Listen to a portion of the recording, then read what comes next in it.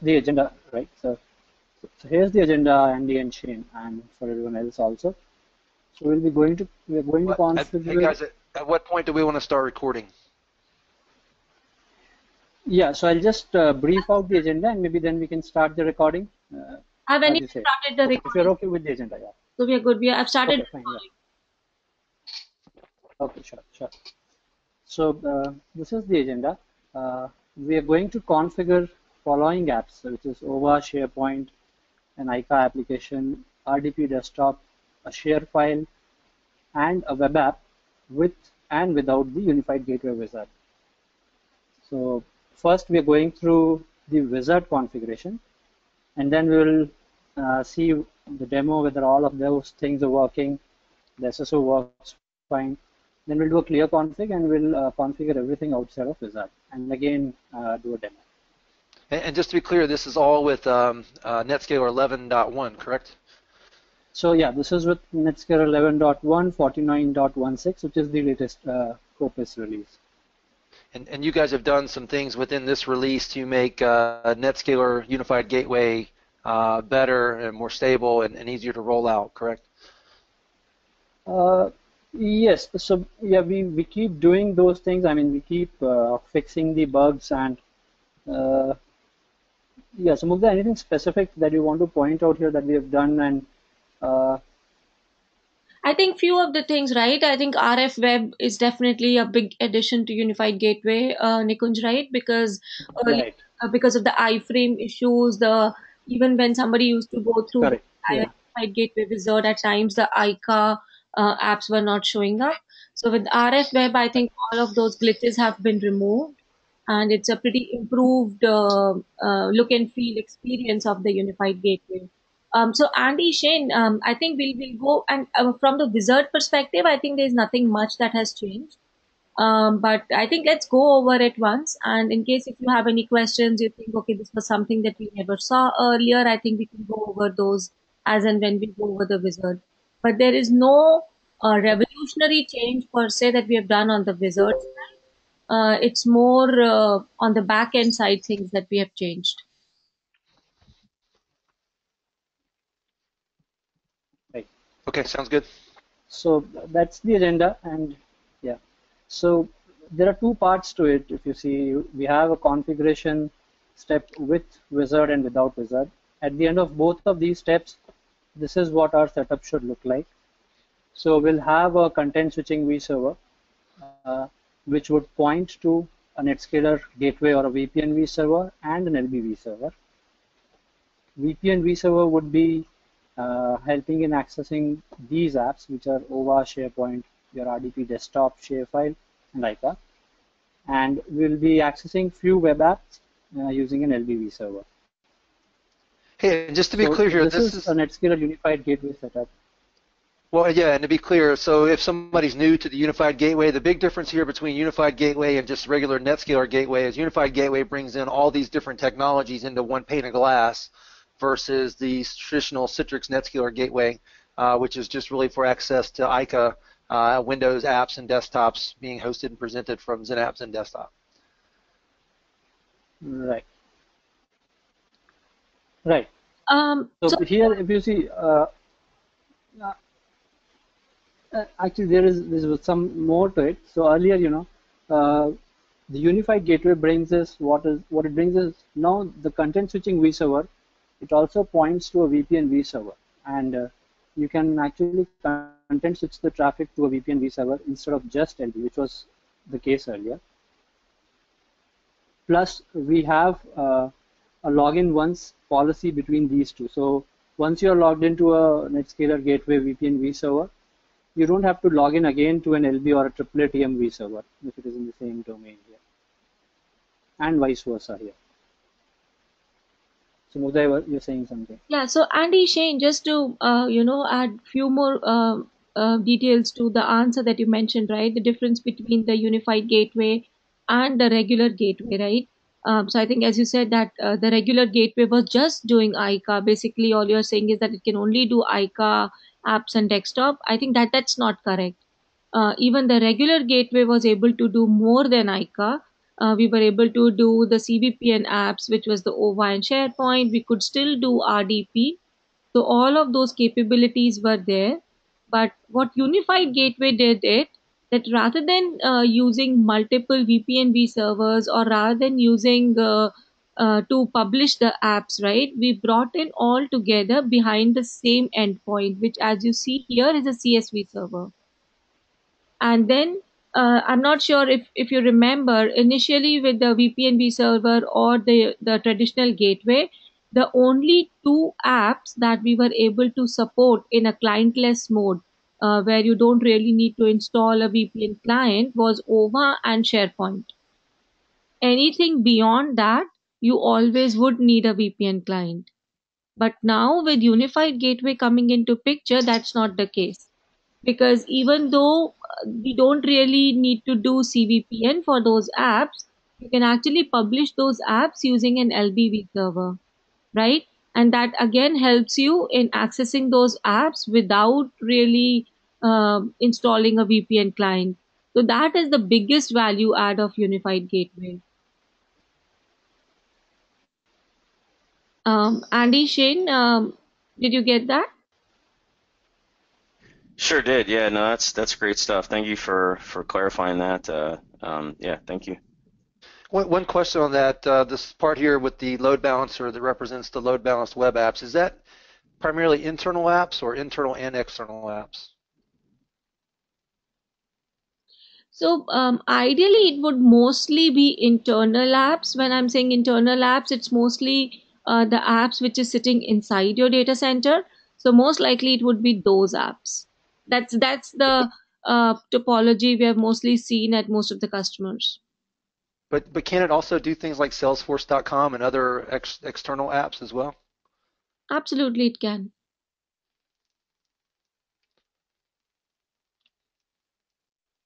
So yeah, in your case, in your diagram, that's being seen as what you have there is the same OSSO to ShareFile, correct? Versus Right. like a Salesforce.com, it's the same thing, I guess, that they're showing there. Now you can also, and I guess when we get into the wizard here, you'll see there's basically an intranet site, and then there's intranet that is front-ended by a load balancer, right? So you can also, if there was a site, say you had a single web server that was internal that wasn't front-ended by a NetScaler VIP, can you still, at that point, still show that through the Unified Gateway as an actual application? Or you need to put a VIP in front of that? Sorry, Shane, I didn't get your question. Can you please repeat once again? So you're talking about intranet application. There is an option in Wizard called intranet app, which Correct. is through an LBV server. So yeah, so that application, the FQDN would be your Unified Gateway FQDN, if that's the question. You don't have to publish it. Yeah. So Andy, Shane, again. So guys, So if you have an intranet app, which is a web server, which is just sitting there, it doesn't really have a VIP, etc. And let us say you try to, try to access it via Unified Gateway. You wanted to configure it such that it shows via Unified Gateway. If you go via the wizard, actually this LBV server that we are showing here is created in the, in the background. And ideally, this LBV server doesn't have any IP, etc. It's like a dummy IP. It's just a link between the way to reach to the app. So you don't really configure any IP or an LB web to access this load balance. It's just a dummy thing. Basically a link such that the CS can kind of reach the web app. That's it. Right. So the only public IP would be at the CSV server. So that's just one public IP. Both VPN and LBV server would be configured with a dummy or a zero IP. Okay, so just so I'm clear here, internal app would be represented by the bottom section there where it's coming off a load balancer, as well as an external app like a Salesforce.com. That would come off a load balancer as well, a load balancer without an IP that just took you out to, Salesforce.com or Yahoo or whatever the external website was you were trying to make part of the Unified Gateway experience. Right. So I mean, yeah, it will take you because it does load balance you across internal apps, and it will load balance you across the external apps also. So yes, all your traffic goes, it can do that, but for today's demo, Andy and Shane, like we are seeing in the diagram, right? we are using this LB to load balance and one of our internal web apps that we have within Citrix. And we are using share, which is we are using VPN vServer to do a SAML single sign-on to share file. But if you want, you can actually use the same LB. You can actually use an LB vServer to go ahead and access Salesforce or any other outside SaaS app too. Along those lines, for those outside SaaS apps, what about the user authentication piece of that? Does it also manage the user's credentials once you've logged into the Unified Gateway, or is that going to be handled by the external authentication system associated with that app?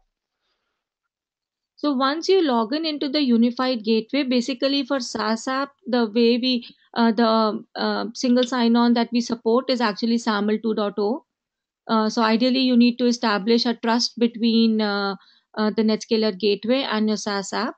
And once the user logs in, the NetScaler will generate the assertion and the other SaaS app can consume it. And that's how the entire user identity has been shared between the two devices. Okay, thanks.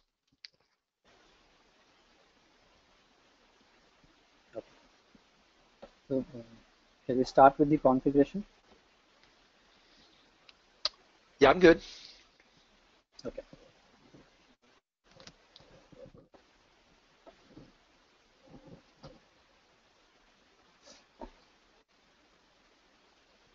Start with the snip.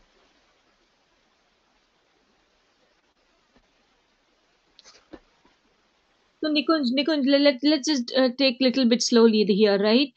So if you see here, Sure. Andy and Shane, this is actually a point blank NetScaler that we have. Nothing really is configured other than the NetScaler IP. So Nikunj is right now configuring the subnet IP addresses and host, DNS, everything here. So that's what Right. he's So this is So the earlier was a subnet IP addresses, which is used to reach to the backends. So that's the IP. I'll configure a DNS server here, which would resolve all the internal FQDS. So you're just finishing up the base configuration of the NetScaler itself. We haven't moved into the Unified Gateway setup yet. Not yet. So that's all. What is the base configuration is. So snip and the DNS IP. That's all. We'll now move to the Unified Gateway. So Andy, actually, the reason for doing the base configuration right in front of you was to make sure that we understand that, there was nothing that was pre-configured on this NetScaler, and all it was configured was the NetScaler IP. And now we configured a subnet IP on this and a DNS vServer, that's it. And now we are moving on to the Unified Gateway. So if you see, there are just two steps that we have done before we move to the Unified Gateway wizard. Hey, before we go into this, can we just point out that if people are going to do this and they're going to do this in the wild and they're going to use this video to source off of, that they should, the first time you do this, maybe stand this up on a standalone NetScaler that doesn't have the rest of your production environment on it, so you can learn how it works, go through the configuration like we're going to go through here. And then when you're ready to actually run the Unified Gateway on your production NetScaler environment, if it handles multiple services, then do it. But I mean, ideally, just like you're doing here, an individual NetScaler that's dedicated to at least this testing function of Unified Gateway is probably a really good idea.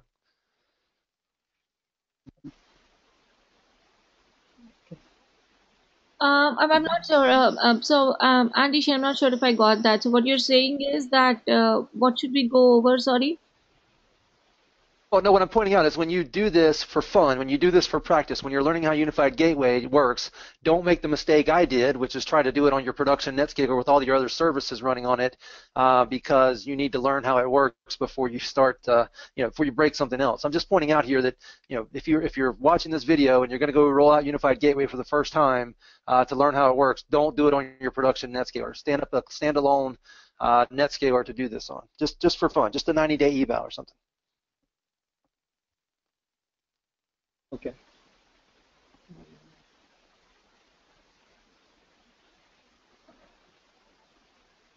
But you can still configure Unified Gateway if you have a separate public IP and a new FQD, and you can still configure it even in your production without. Yeah.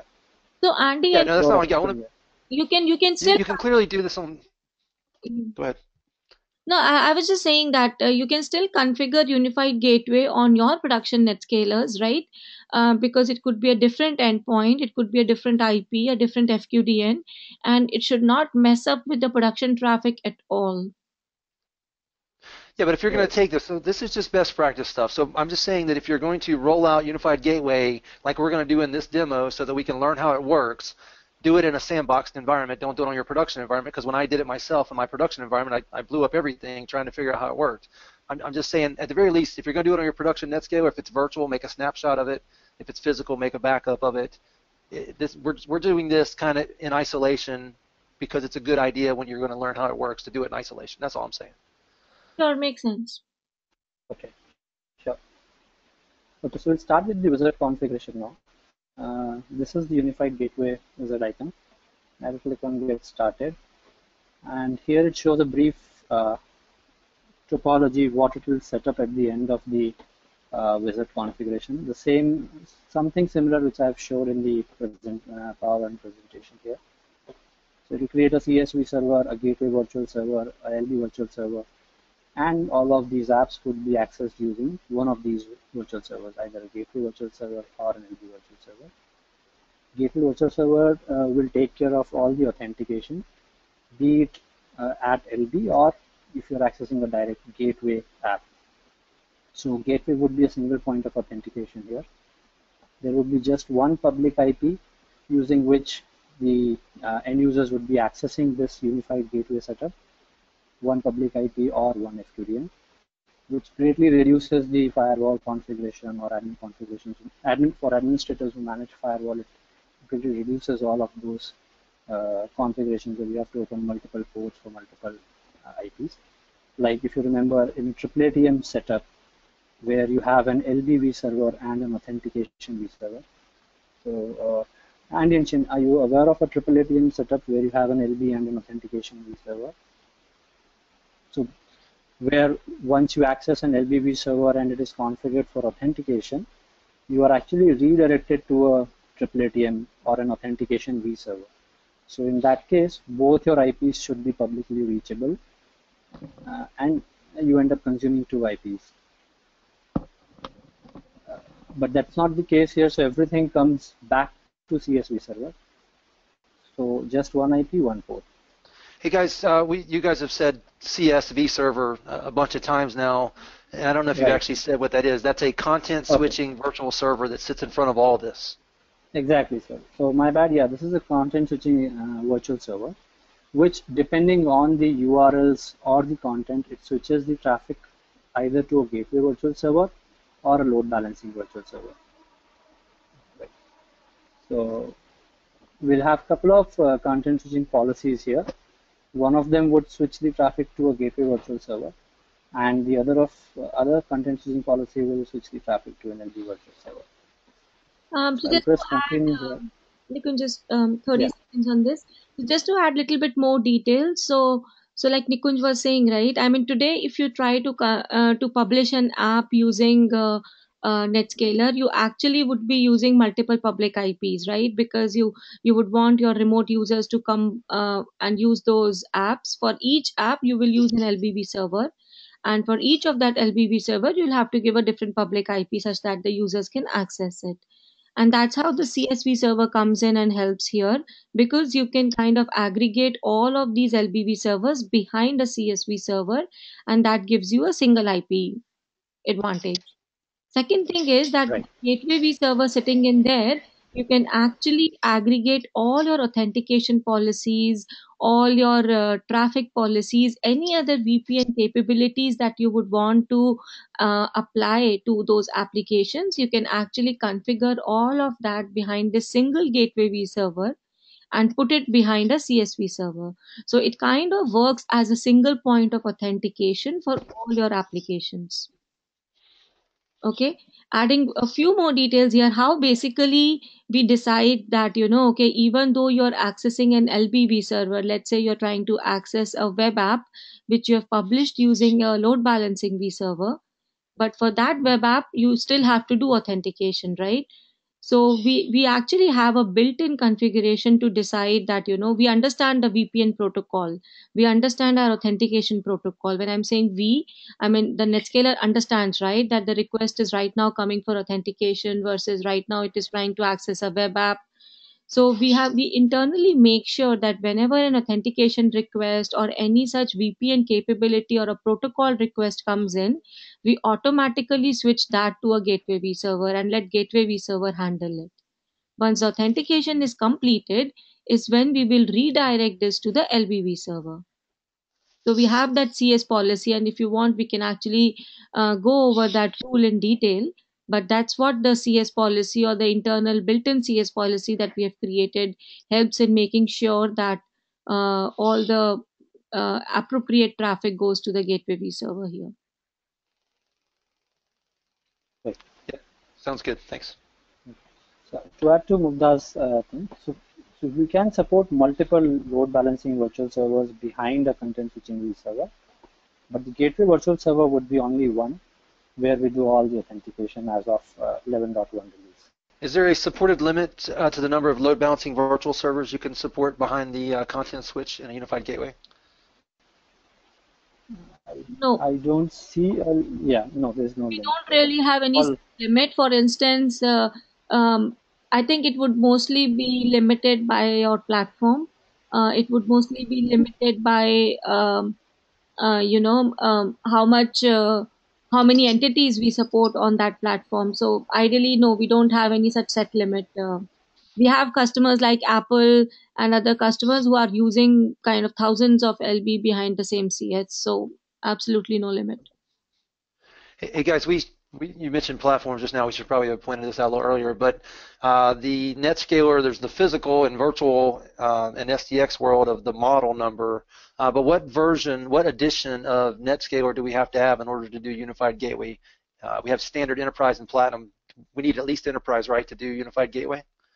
Yes, we need at least enterprise license. Yeah. Okay. And currently I'm doing it on a VPX, yeah, just to clarify. I'm doing all the configurations on a VPX platform. Yeah, I guess it's important to point out as well. So you had mentioned there's no limit behind the content switch for load balancing servers, but from a gateway perspective, it's a single gateway, correct? As of 11.1, yes, that's the case. Okay. Yep. Let's hit continue, and it asks for three things here. One is the unified gateway name. So this is just a name here, and when I enter a name, it creates a content switching vServer with this name. Now this is the unified gateway IP address. This should be your publicly reachable IP address. So for me, I'll enter this. And 443 is usually used for SSL, so that will be our SSL termination endpoint. So which is pre-filled. So I'll let it be 443, and I select continue. And just to clarify, oh, sorry. Go ahead, Ann. Well, so one quick question, and then Shane, I'll get back to you. But one of the challenges I've had in learning Unified Gateway is the fact that when you're going through this wizard, some of the components that the wizard builds out, it does it in real time. It does it while you're clicking through the wizard. Can you highlight that as you're going through the wizard as to, yes, when I click continue, it's going to go ahead and build a component over here, or it's not going to do anything with this step. It's just going to cache that information and move to the next one. That's been one of the challenges for me. Okay. So yeah, here when I hit continue, it will create a content switching vServer, and it will create it with this IP and port at this point of time. Yeah, I just want to point out one thing. You had mentioned, enter your public IP, and I think it's important to mention that it greatly depends on the customer's environment, right? So depending on how it's set up, that could be a public IP, that could be typically it's an external facing IP. It's something that's not typically on the LAN, right? So it could be in the DMZ, but it would be front-ended, natted basically by a firewall that's actual public facing, right? Right, right. Yeah. You're right. So yeah, this would be your external facing IP instead of public IP. I would say yeah. An external facing IP, which would be a NATed private IP also. So okay. That is perfectly fine. Okay.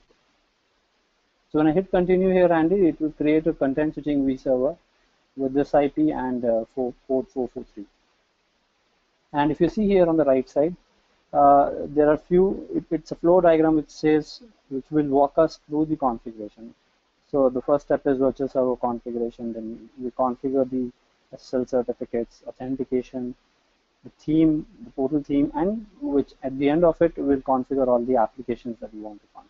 And to Andy's point about kind of what's going on behind the curtains, right? I mean, you got this kind of white space that's down here. I think this would be great from a future release standpoint. Is that as you click continue before it actually moves to the next screen, what you're seeing below is the CLI commands that are running, right? So and with maybe a comment or two about what actually happened. That would provide great value to the folks that are actually walking through the wizard for the first time or even multiple times, right? So just okay, so to clarify, when we hit continue, you want all the configurations that would be posted on the NetScaler?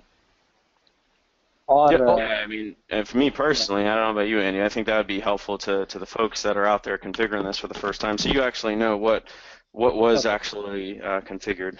Yep. I think it's a little bit of a slippery slope, right? I think Citrix really wants people to gravitate towards the wizard so they have a little bit more control over what's being done. Citrix does, not necessarily the end user. But at least a description of, this is what this page does, and when you click continue, this will be built. And then to Shane's point, you could even have the CLI command or not, but at least some type of description of this is what this step is doing for you. Okay. Because one of the things I brought up a while ago is one of the challenges, as you go through the wizard, it actually starts doing stuff in the background for you, and it's not that the product's wrong or bad, it's that, like in my situation, halfway through, I'd realized, hey, I forgot to get something ahead of time, now I got to start over, and then I had to either take my VM, my NetScaler back to a snapshot, or I had to go and clean up all the stuff that the wizard had done halfway through before I realized that, oh, I don't have my certificates or I don't have my authentication policy things that I need to have set up for this, or the knowledge or whatever that I needed to get through the wizard appropriately the first time. And then I realized, oh, I got to go back and I got to clean up what this thing did in order to start over. Okay. So I got it, Andy. Yeah, sure, Micah. I'm not sure, Nikunj, if we have that in the Unified Gateway wizard. But ideally, I think for most of the wizards, we try to put a prerequisite section which will tell you that before you start with this wizard, what all do you need? So for instance, here we would have been given you that, you will need a server certificate. You need to make sure that you understand what authentication capabilities you want to build in. It will tell you that you need to have, so you have your prerequisites. So ideally, the recommendation is that before you begin, you should have all of those information handy, so that you don't really have to do the back and forth, oh, I forgot this, oh, I forgot that thing. B, I think even if you happen to forget it, the wizard is re-entrant. So even if you, I don't know, we'll go over it right now, but if you, let's say if you forget the server certificate and you still would want to continue and go towards the end of the wizard and then come back and give a server certificate, the same wizard is re-entrant. So you should be able to do that. Maybe Nikunj, we can try to do that right now once with Andy, right? Show them that how the wizard could be re-entrant here, right? C, okay. The feedback from Andy and Shane around that, okay, the wizard does a lot of things in the background, and most of the time the admin is left with no clue as to what really is happening. I think we definitely agree with that, Andy and Shane. And one of the reasons for possibly not showing what all commands per se are running on NetScaler is to make sure that, to kind of take away a little bit of a complexity from the admin.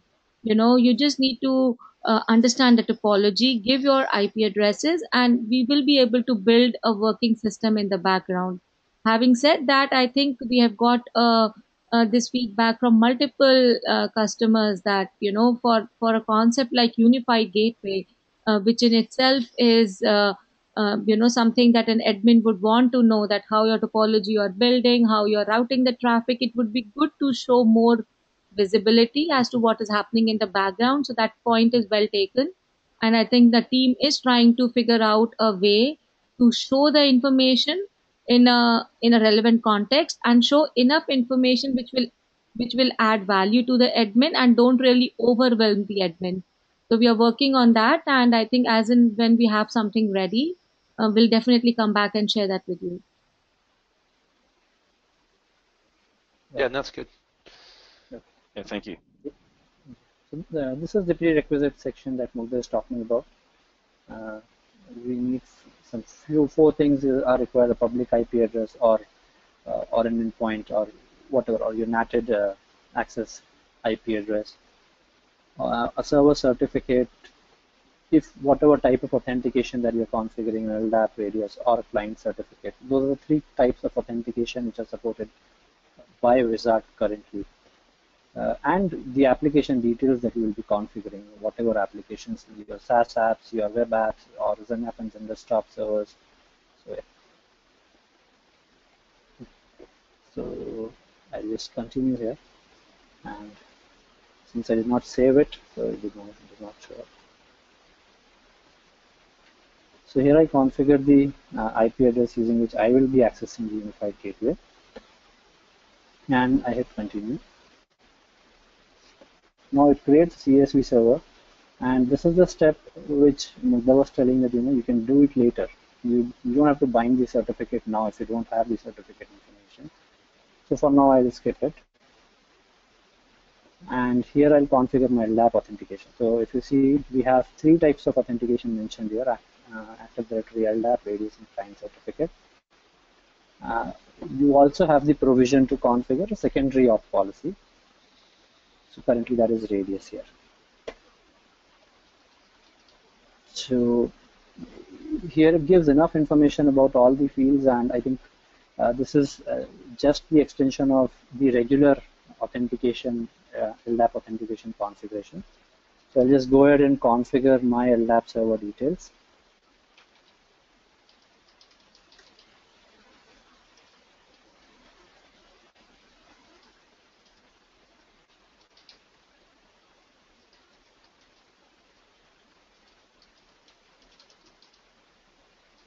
Okay. So when I hit continue here, it will create an authentication policy. It also creates a VPN virtual server. It also creates a VPN virtual server with 0 IP and port. And it binds this authentication policy to the VPN virtual server.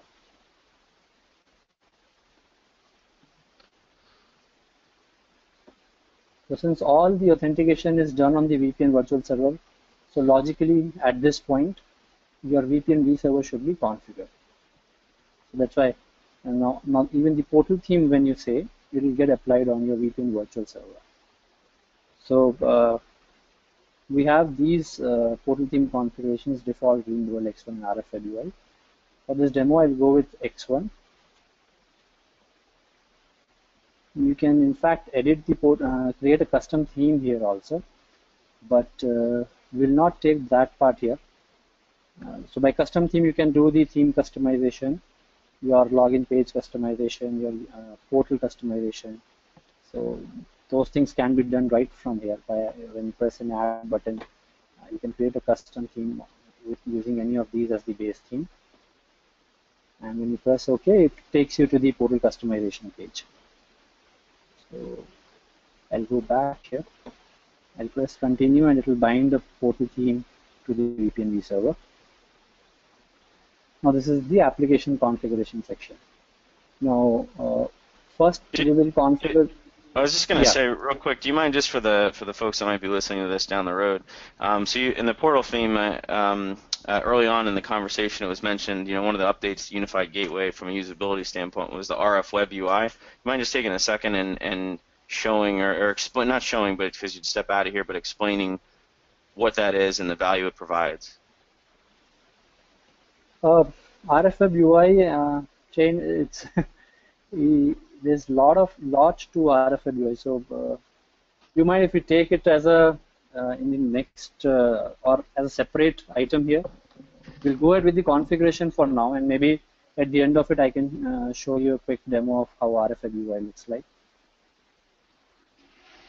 Sure, that works. Yeah, I was just talking about it at a high level, but yeah, go ahead. So at a very high level, you can just 10 seconds on that. At a very high level, Andy and Shane, the RF Web UI basically unifies your experience between gateway and storefront. So all it Right. does ideally is that whatever your synapse and desktop. So earlier, if you remember, right, there used to be, even though we used to call it a single pane of glass, it wasn't really a single pane of glass because Separate section. Yeah. yeah, there were separate tabs, right, that you need to click on to access your Citrix apps versus your web apps, right? So you have to keep Mm-hmm. switching between the two. The RF web UI, when it came in, it actually brought in that truly a single pane of glass experience because all your gateway published apps and your ICA apps are shown together on a single pane. You really don't have to flip through the tabs too. That wasn't really a very good user experience to keep flipping over the tabs or the iframe. So all of that UI thing has been removed, and it is now a truly, truly, truly single pane of glass with all the apps showing on the same pane. Great. Thank you for covering that. So if you remember, I just go back to the agenda. So these are the applications we'll start configuring. We have an OVA and a SharePoint backend. So let me first start with an OVA configuration. I'll click add here, and we have two options here: web application and Zenap and Zen-Desktop. So all the apps, whether it's your RDP or your web application or your SaaS applications or your load balanced applications, everything comes under web application. Only the ICA or the Zenap and Zen-Desktop configuration, your storefront, your WI, the WI on NetScaler, those configurations can be done from here. So I will first do the web application configuration. And you see we have four types of applications here. We have an intranet application, clientless access, SaaS, and pre-configured applications. So for OVA, because OVA and SharePoint, we do support clientless VPN access, also VPN access. So the application type we can choose is clientless access. Intranet application is when you choose intranet application, you can create two types of apps here. You can create a plain full VPN apps. If you see this checkbox here, it says it makes this application accessible through the Unified Gateway URL. If not, a full VPN tunnel is required for access. So if you click this checkbox, you will have to configure a load balancing virtual server, and the app would be load balanced. So the load balancing virtual server would be configured with authentication, which would create your traffic management sessions on the NetScaler. But if you don't check this, yeah, okay, sorry. So Andy and Shane, this was the exact point that Nikunj and I we were trying to talk through when we were telling about the value add of Unified Gateway. So today, because of Unified Gateway, is the reason that you are able to access most of the web apps without really launching a full tunnel, and that's what this checkbox is all about. That provide access to internal enterprise applications, make this application accessible through the Unified Gateway URL. If you don't want that, the only way that you can access those apps would be using a full tunnel. But if you access it with a unified gateway, we will be able to help you publish it using a LBV server, which will give you a clientless access experience. So I just have a question because when I was in the lab poking around a little bit, I clicked the options. So you have intranet application right here, and for the URL, I put my intranet. Basically just it was a web page hosted on IIS, and I did not check that box, and I was still able to, when actually going through the gateway and clicking on my application that was published, it was able to take me to that web page no problem. The URL said CVPN in the URL. So I was just curious. I know it obviously, yeah. Yeah, Shane. So I got your point. So what happens is, if you enter any URL, let's say your URL is ova.com or something, which is my intranet application. So this is a dummy URL. Now when you press continue here, it creates a URL exactly with this name. Correct. Now you will have, so by default, when you configure this unified gateway, a session action is configured with client choices as on. And with the client choices will also give you two modes of access. One would be your clientless VPN mode, and one other would be your full tunnel mode. Now, depending on the mode of access, your URL is rewritten. So if you do a clientless VPN access, your URL would be rewritten with the Unified Gateway FQDN / CVPN. So let's say my Unified Gateway FQDN is cs.dnpg-dlr.com, and since you logged in into a clientless VPN mode, it will prefix this, it will suffix it with /CVPN, and it will also remove this part. So let me just put it on a notepad. So your URL would look something like this. So all your traffic in clientless VPN mode will go first to your Unified Gateway FQDN, which is this, and then we unmarshal this FQDN. That means we remove this part, and the snip that we configured, that will use this part of the FQDN to access the backend. So it will recreate the http://ova.com, and then it accesses your backend. So if you would have accessed the same URL in a full tunnel mode, you will exactly see this URL. So it will be like this. I mean, you will exactly see this URL. There would be no rewritten, there would be no rewrite done on the VPN portal page. I guess the point, I guess, right, is to make sure that there's certain apps that support CVPN, right? So in this case, Outlook or OA and SharePoint, right? So while you might be able to put your intranet URL in there without checking that box, there's chance where it could cause it can cause user experience challenges and issues with the app because it's not designed to work in that way. Correct? That's true. Yeah, that's true. Right. But I think it's just important to mention because you provide the box there, which is great. But it's because I as an end user, I configuring as my first time running through the gateway configuration, I went and just put in my intranet URL and it worked. So I was like, oh great, it's working. But it's important I just think it's just important to point that out. So even though it works, it might not be the best method. Where it's better to just put it behind it. Like when you check that box, check the box real quick. Yeah. To make this application accessible. So now what you're doing is now you have a VIP that's hosted on the NetScaler, and that VIP is pointing to a backend server. So that same IIS server that I have that's hosting that site, you're now pointing to the VIP that's supporting that at this point, and then just giving me the relative URL, right? Right. Okay. So real quick, the difference between this and this is when you have this, it is a VPN application. It is accessed using your VPN. Either a tunnel or a clientless VPN mode. When you have this, it is accessed using an LBB server in the backend. So your app would be load balanced. So hey guys, can you uncheck the box for a second? So if you uncheck that box, it's going to be over a VPN, or that site is already open to the open to anyone who can access it from the outside anyway, right? It doesn't have to be in a VPN, or it does have to be in a VPN at that point. You still have to log into Unified Gateway. Only then you will see this app published. So it will be on a VPN. Okay. So Andy, Shane, I think we agree. I think that there are few things going on here. For instance, if you do not check this box, right, and let's say like Nikunj was saying that you can publish OVA, and like you're saying that you tried to do it your IIS server and you were able to access it, but ideally since it is not a CVPN supported app, maybe you are somehow able to get to your first web page, but if you click on any other link inside that web page, that might be broken.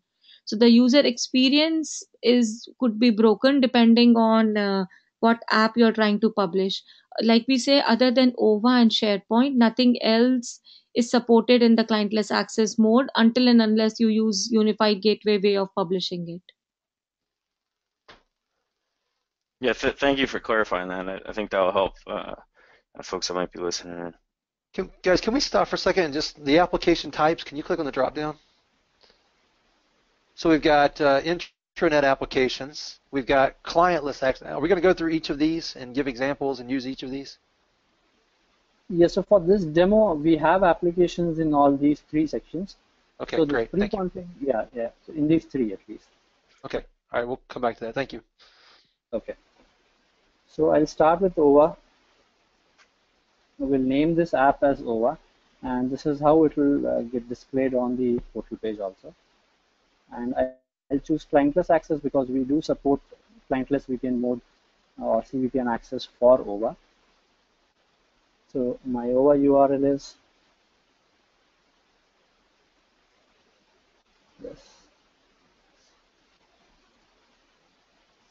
and we can mention an icon URL for the OVA. I currently do not have the icons available, so but this is something which can be which is located on your NetScaler. So if you have an OVA icon, you can specify that URL here, and when that app is published on your portal, it shows the OVA icon along with the app. So here we give a message saying, configure clientless access URLs such as Outlook Web Access or SharePoint. So we'll hit continue, and this is done. Starts showing up here. This is a web app, and if you see, there is a small cross mark here.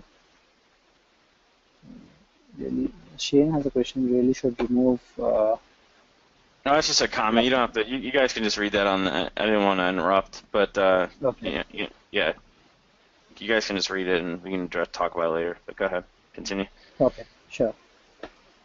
So if you hover over this icon, we have a small cross mark here. So if you hit this, it will clear all the configurations specific to this app. That means the OVA app. So when I created this app, in the background, it created a VPN URL with clientless access as on, and it has bound that URL to the VPN vServer. Now, similarly, I'll create a SharePoint application in the exact same way with the different URL.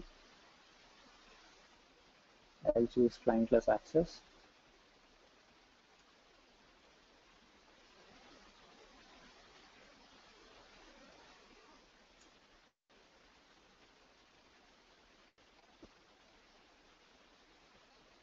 Done. So Nikunj, can you just click on OVA app once or SharePoint, either of the two?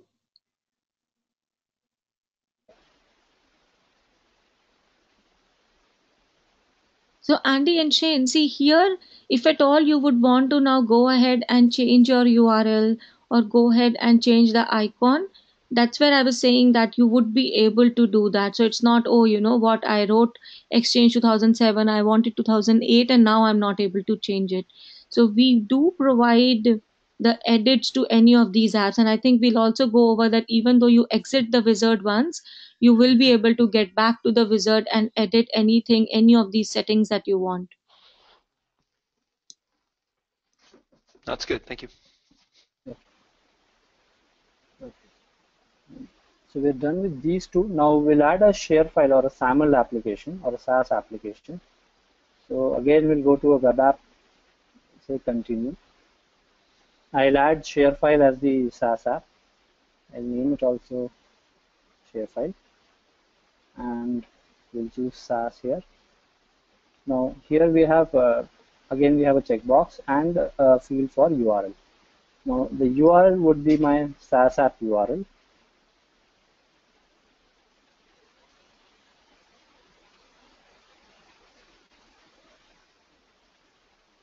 So when we say SaaS, essentially that's any public-facing URL with the option, obviously, as you can see there with the SAML, you have the ability to do SAML auth as well, but anything public-facing at that point would work fine, just dropping the URL in there.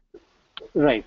Yeah. So if your URL is not using SAML or it does not have a SAML single sign-on, then you just need to enter the URL and it will be, you can access that app. But if you want to do SAML single sign-on, you have to click this checkbox. Now this checkbox allows you to configure a SAML single sign-on profile. So where we mention all the details for this SaaS app. Now in this case, your NetScaler would start working as a SAML identity provider, and this will be your SAML service provider. So we have already set up, or we have already configured the share file application to build the to have the SAML IDP configuration, which is my NetScaler. But here we will enter the share file configuration or the SAML SP or service provider configuration so that when you post or when you hit this URL, the SAML assertion is posted to the correct assertion consumer service with the correct certificate, with the correct release state and the usernames. So yeah, here I'll just create a SAML SSO profile and click add, and you see all the details, the SAML SSO details will be mentioned here. You have an assertion consumer service URL, a release state, expression, the certificates using which you will sign, your shapefile certificate, and few more options are here. So I'll just quickly fill it up. So guys, just to be clear, you went out to ShareFile, the app online, and you configured your NetScaler, this NetScaler we're working on here, to be an identity provider for that service hosted out on ShareFile. And now you're doing the NetScaler side of telling it about the ShareFile SAML service that it needs to know about. Right. So since in this case, my NetScaler would be sending the assertion, so it is acting as an identity provider for the ShareFile service. So that part we have to configure on the ShareFile. The opposite, because you have to build a mutual trust between your SAML SaaS app and your identity provider. So one part is already done, the ShareFile part. The NetScaler configuration part is what we are doing now, where we'll specify that what is the URL on which the NetScaler will be sending the assertion, and what is the shapefile certificate using which it will sign the assertion. So those things we'll mention in this SAML SSO profile.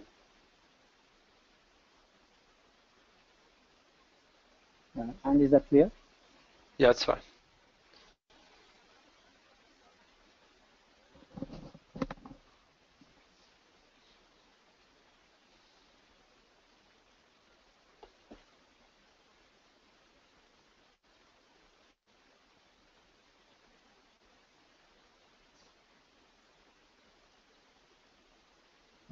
Since I have not yet created a certificate, if you remember, I skipped the server certificate configuration part, so it does not show me the signing certificate here. So what I can do is I can configure it from here.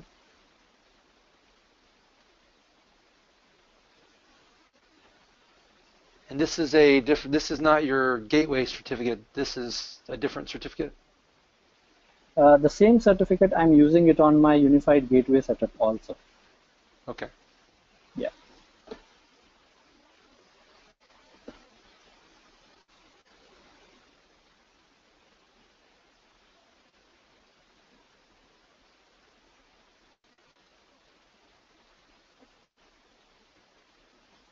This is my certificate and key. This is where I mention my ShareFile certificate information.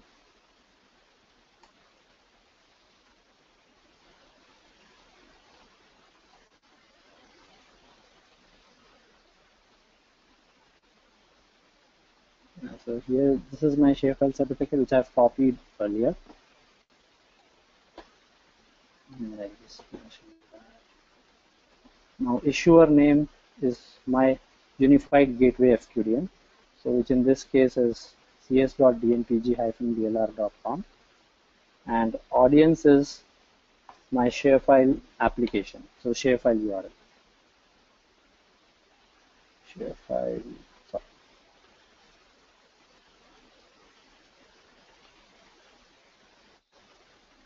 Now, name ID format is an email ID, and to extract that, we use this expression.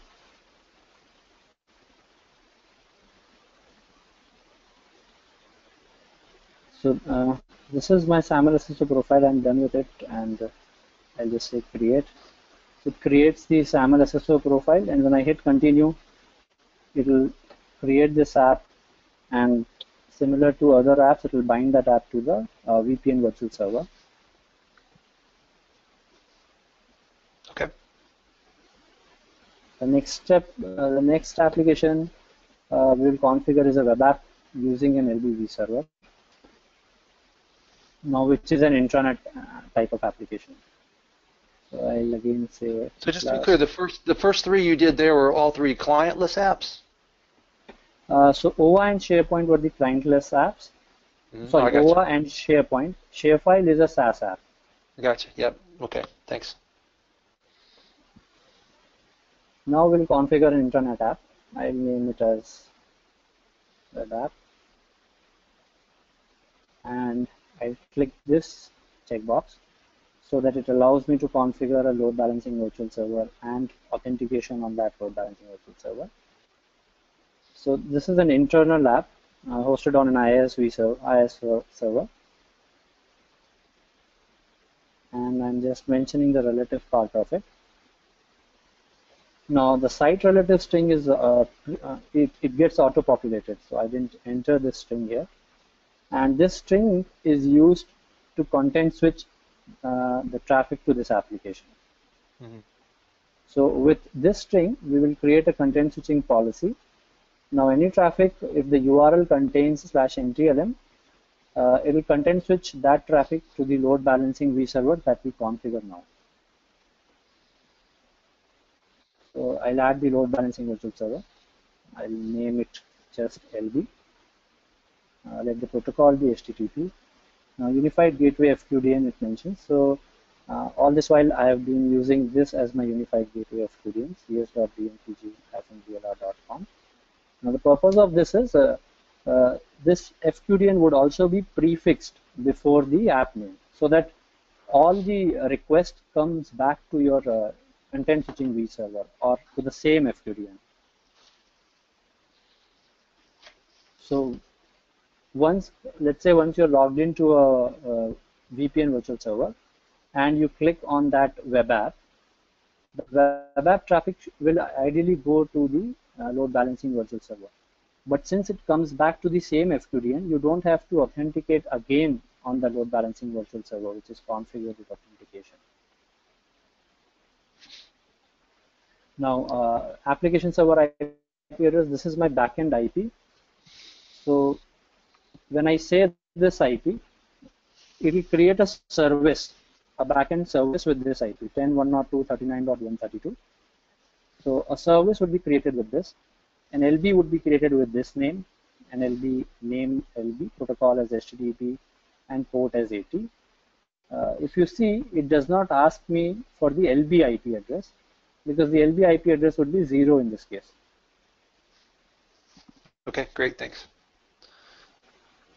So when I say OK, it creates an LB vServer and it takes me to the load balancing virtual server configuration. So anything else that we want to configure here, traffic policies or any policies on the load balancing virtual server, you can add it here. And if you see, the authentication is by default turned on, and the mode of authentication is form-based. Form-based means it sends you a form, and authentication FQDN is mentioned as cs.dmpg-dlr.com, which is same as my Unified Gateway FQDN.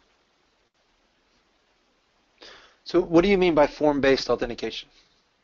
So, and we have two types of authentication here that a load balancing vServer supports. One is form-based, one is 401. So in form-based, you get an HTML form where you can enter your username and credentials. While in 401, it's an HTTP-based authentication where you get a pop-up, and you get a NTLM kind of pop-up on the browser, to which you can submit the credentials in your HTTP header using the authorization header in your HTTP protocol.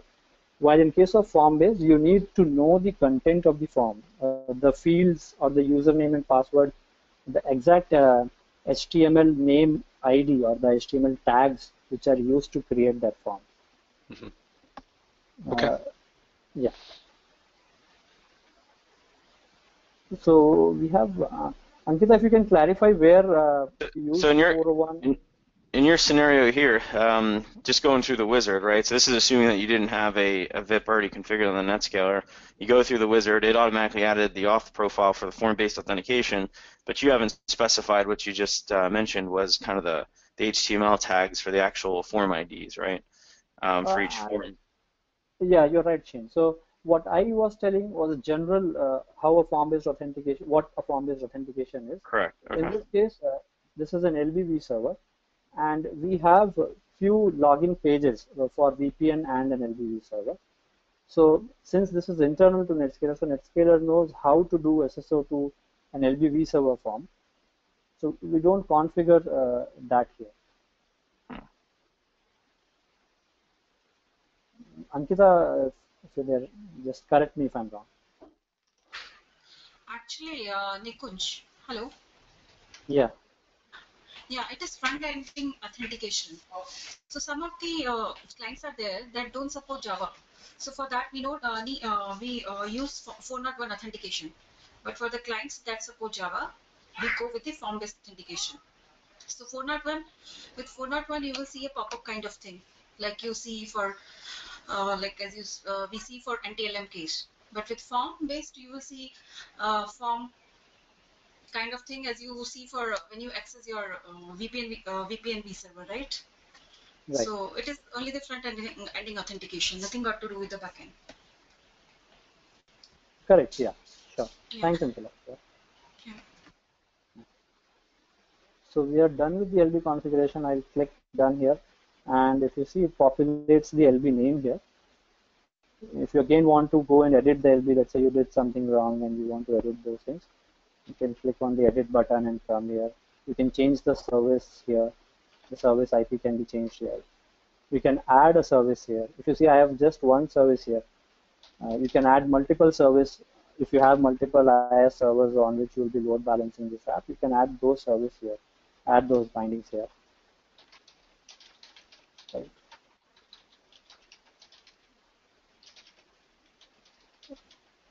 So once done, just hit continue, and this application is also configured. Web app is done. We'll now configure a storefront app. So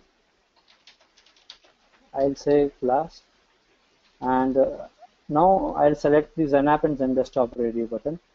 And if you see, we get three options here: storefront, WI, or a web interface, and WINS. So web interface is something I think which is not supported now, but a lot of customers still use it.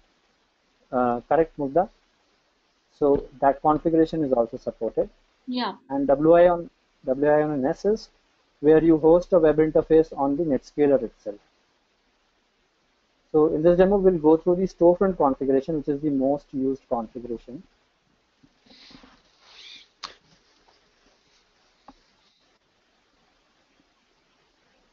Now here it asks for certain things. It asks for a storefront FQDN, my store web name or my store name, a site path URL is nothing but my store name. The single sign-on domain, so the domain in which my storefront resides. It will use this while doing SSO to my storefront. Again, the store name, which is nothing but, let's say my store web name is Nikunj Web. So my store name would be Nikunj. This is used when you have native receivers on your client machines,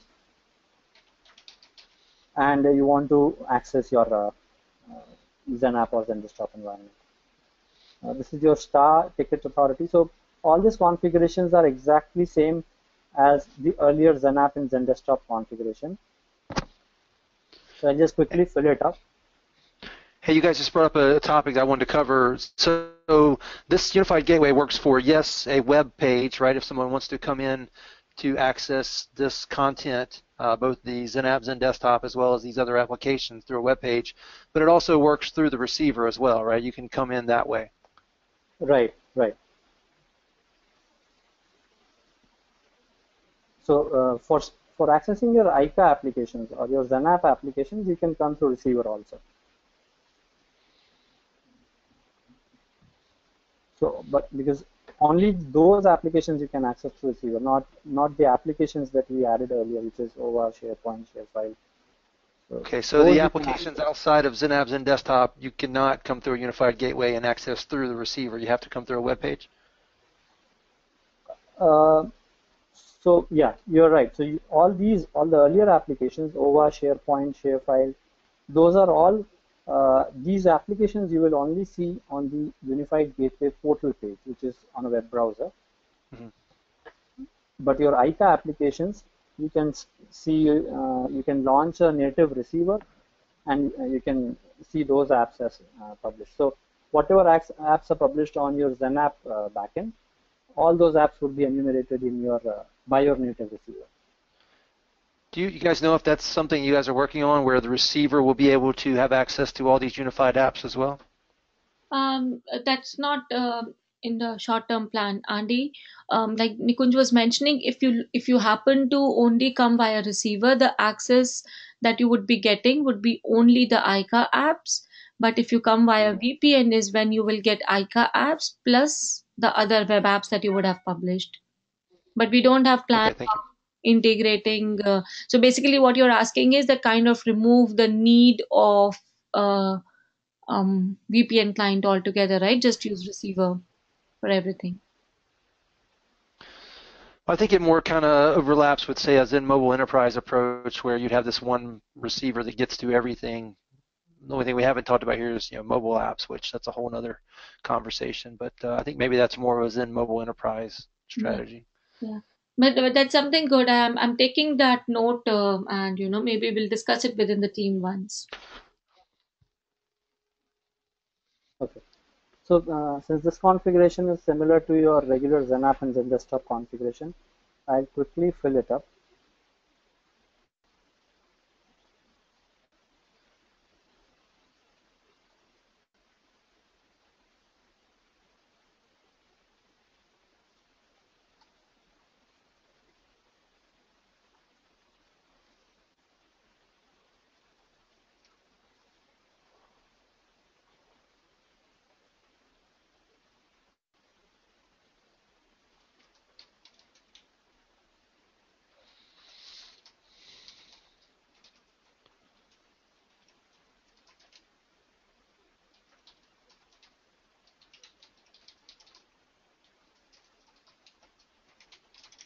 So when I hit continue here, it will create 2 session policies and action, and it will bind it to the VPN virtual server. The 2 session policies will be one for your receiver for web and one for native receiver.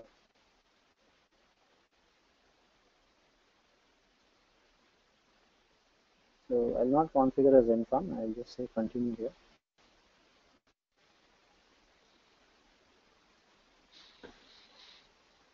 Yeah, that's it.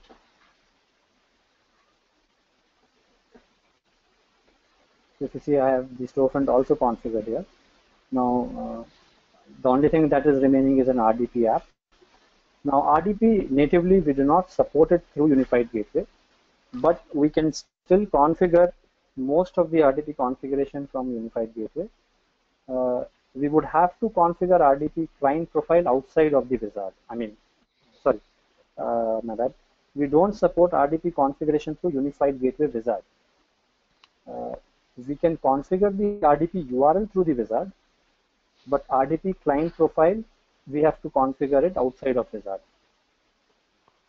So I'll just add the RDP URL. I'll name it RDP. I'll choose the type as client plus access. And if you see, RDP URL is added with the prefix of RDP://, and that's my RDP server IP. So just to be clear what this is the ability to come in through the Unified Gateway and make a remote desktop protocol connection into certainly a desktop that's being made available through Microsoft Remote Desktop Services, correct? Correct, yeah. So this just proxies the RDP connection. So Mugdha, are you aware of, can you give more details about this feature? No, that's RDP exactly proxy? correct, Shane. All it helps you is that if you have a Microsoft desktop to which you could actually go ahead and do an RDP, you can actually publish that link here and access that via Unified Gateway.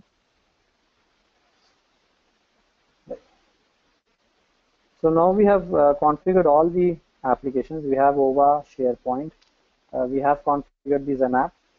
We have configured an RDP desktop, a share file, SAML app, and a web app, which is load balanced by an LBD server. So I'll hit continue,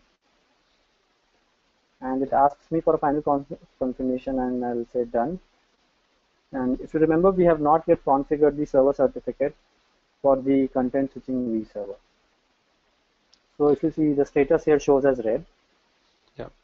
And that was just an oversight on our part here, right? We should have already probably had the certificate ready to go. We just skipped it during the wizard, right? Correct, correct. We intentionally did it. Now we'll go again inside the wizard and configure the certificate. So I'll just say edit here. And the reason you did that, so you could go back and do it now after the fact using the wizard. So the wizard's not something you run once and then from there on you have to use manual configuration. You can actually go back through the wizard and populate things that were either left out or need to change, right? Exactly. So yeah, this is to show that the wizard is not a rigid configuration. You can always go back, edit any configuration done through the wizard. So yeah, that's the point. It's more a configuration engine, right? Wizard's something you typically run once. This is something that you're using to configure going forward and manage it, which is nice. Mm-hmm. Yeah, so I think a lot of our customers, we have seen that, they kind of have a perception that the wizard is not re-entrant, it is just a one-time use. So I think definitely via this video, and I think that's the reason why we skipped the server certificate. So the wizard is re-entrant, and like you correctly mentioned, it is not a one-time use. You can actually go ahead, edit, and manage your configuration using the same wizard, even in future. Right. And if you see, it also highlights the step that you are here. So currently I'm at the server certificate configuration step, and it highlights it here. And if you remember, I had configured a server certificate while doing the SAML SSO profile configuration. So now it intelligently takes it and pre-populates that server certificate. If we want, we can use this, or we can install a new certificate. But since I'm using the same certificate, I'll go ahead with this certificate prepare. So I'll say continue. It asks me for the certificate chain. I don't have to do this. I'll just one root here. It again asks me if you want to change your authentication server configuration, or you want to add a new server configuration. I'll again say continue, because I don't want to change anything here. I don't want to change again anything in the portal theme and in my applications path also. So I'll say continue, and we'll say done. Now in the background it just starts showing up all few stats here. One is the total replay sessions and CPU and memory usage. But now if you see, since the server certificate is applied, the status here turned to green and it shows it as up. And when you hover over here, you will also see one icon, which is a visualizer icon. So when you click this, it tells you the entire layout of how we have configured the things. So it says we have a CS virtual server, then we have a VPN virtual server, and authentication is configured where we have just one primary authentication policy, which is LDAP. So if you click there, you can actually edit it from here also. And then you have these web apps. You can minimize this, or again, just so Andy and Shane, this visualizer is a new 11.1 thing. It wasn't there in 11.0. Yeah, this is great. I think this is great, but it doesn't match the picture from earlier. I mean, the picture from earlier had you going through the content switch and going one direction or another. One direction being the Unified Gateway VPN. This is different. This picture looks different.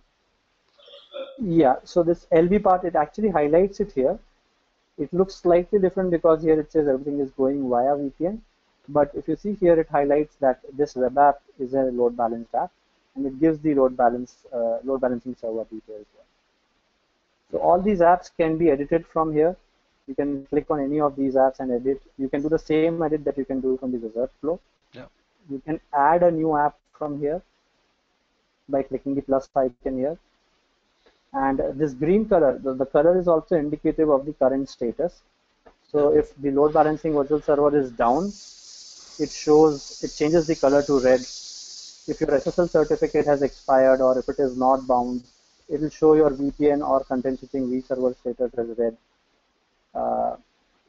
If your authentication is not reachable, or if your LDAP server is not reachable, it will change the color of this icon. This isn't a static diagram, right? This is a live diagram of the actual status of each of these endpoints, right? or components on the NetScaler are associated with the gateway. So yeah, that's really nice. Yeah, so this yeah, is once awesome. configured, so once configured, you can quickly take a bird's eye view of whether everything is configured correctly and reachable. So if everything is green, we are good to go. Now we can do the demo now. Let me just log into my client machine. Can you use the N factor? Oh, sorry. Go ahead. Well, I was going to say he just switched into a different machine. I'm trying to highlight what's going on here. So you're on one machine configuring this. Now you're going to go to a different machine to access. I guess this other machine you're accessing is on the internet somewhere. No, this is again in my lab environment. That machine is in my lab environment only. Okay. Why I'm doing that? Because I'm already connected to a VPN on my laptop. So that's why I'm using another client machine to do this demo. Okay, thanks. So my unified gateway FQDN is cs.dnpg-dlr.com, and it shows it here. So this is the login page, index, if you see /vpn/index.html, that's my login page. And this is the X1 theme page. If you see the color and the aesthetics of this page is from the storefront X1 theme. So because the portal theme that we used was X1, so it chose that theme. I enter my Is your certificate not being trusted? Was that expected? Yeah, so that since this is a private testing environment, so that is okay because we are using our own internal CA to do that. That's fine. So yeah. That's fine. Yeah. I'll enter my credentials. My credentials are in UPN format. And here I get the three choices.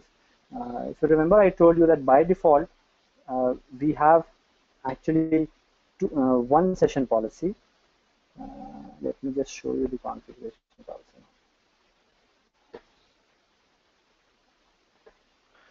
So yeah, I'm glad you're going into this because this to me is a little interesting, right? So we've got these session policies. Which one were you wanting to show us here? Yeah, so by default, if you do not create a XenApp and a XenDesktop application, only this UG VPN SPOL, this is the session policy that gets created, and the rule would be NS true. Now this session profile, the session action for this policy is, so it is configured with client choices as on, and clientless access mode is on here. So we have both full VPN and clientless VPN mode on by default. So if you see clientless access is on, and plugin type is mentioned as Windows, which says that the full tunnel mode is on. And I have SSO as on by default. So if any 401, if your applications or any backend applications are using 401, they have a 401 based authentication, NetScaler will by default try to do SSO to those applications using your logged in credentials. Can we talk about the naming convention real quick? Go ahead and share this. Go ahead. Sorry, I thought you were done. Sure. And we also have this client choices as on. So because of this option, we see here three choices, which is your full VPN. This first part is network access, which is full VPN. This is your CVPN or clientless access. And this is your virtual app and desktop, which is your XenApp and XenDesktop app. So to me, this is confusing, right? So you have these three different options that my end users don't know what they mean. Is what you're showing us here the ability to make that flatter so that the end users just see icons? Can you do that? And I'm saying that's the RF web UI functionality. That's a theme that does that, right? Because that's why this is so. Yeah, to an end user, like, all right, well, what do I do here? Yeah. So this is all admin configurable. So if you turn this clientless client choices as off, we will not even see this page. The end user will by default log into clientless VPN mode. So this is configuration done by the admin. So because we want to demo all the three types of choice that we have, so so the clientless these choices are on, and it shows everything here. And because we also have a sure, Andy, please. Well, so I want to make sure everybody understands what this is. So I guess starting left to right, we've got like that. The first one's a full VPN, full SSL VPN. The second one's clientless access, and the third one's XenApp, XenDesktop, ICA, HDX connections only. And so you're pointing out that there is value in this page here, and people may find value in creating a full VPN, which would be the far left connection. Or if you, like you were saying a minute ago, if you go and uncheck that box, they would just go into clientless access, and I'm assuming at that point they would see, they just wouldn't see the one on the left. They wouldn't see the VPN option, but they would see web apps and RDP apps and ICA apps, correct? So actually, all the apps that are published and that shows up in full VPN, they will also show up in the clientless VPN mode. The only thing is, in clientless VPN mode, they all will be rewritten with a CVPN suffix. Can you click clientless access real quick? Yeah. So yeah, Mudde, you want to add something? Yeah. So Nikunj, if we log into clientless access, right? But I try to access a app, for instance, the web app here, right? Which we publish via the LBV server, that should not show up with the rewritten, right? Okay, that's kind of what I was confused about. No, so all those apps, so Mugda, that's the thing. All your apps, because LB or a AAATM did not have a portal as such. Portal means a home page where they could show the published app. So that is one advantage of Unified Gateway, where you can also show your load balanced apps on this home page. Yeah, but I'm saying that the web app that we published using the LBV server, that will not be rewritten by a CVPN, etc., right? Correct. Yeah. Exactly. So we had the 4 types of web apps. One was intranet, another is SaaS, pre-configured, and clientless. So all the intranet and pre-configured apps, they will not be rewritten, and the SaaS apps. So all those apps will not be rewritten. Makes sense, yeah.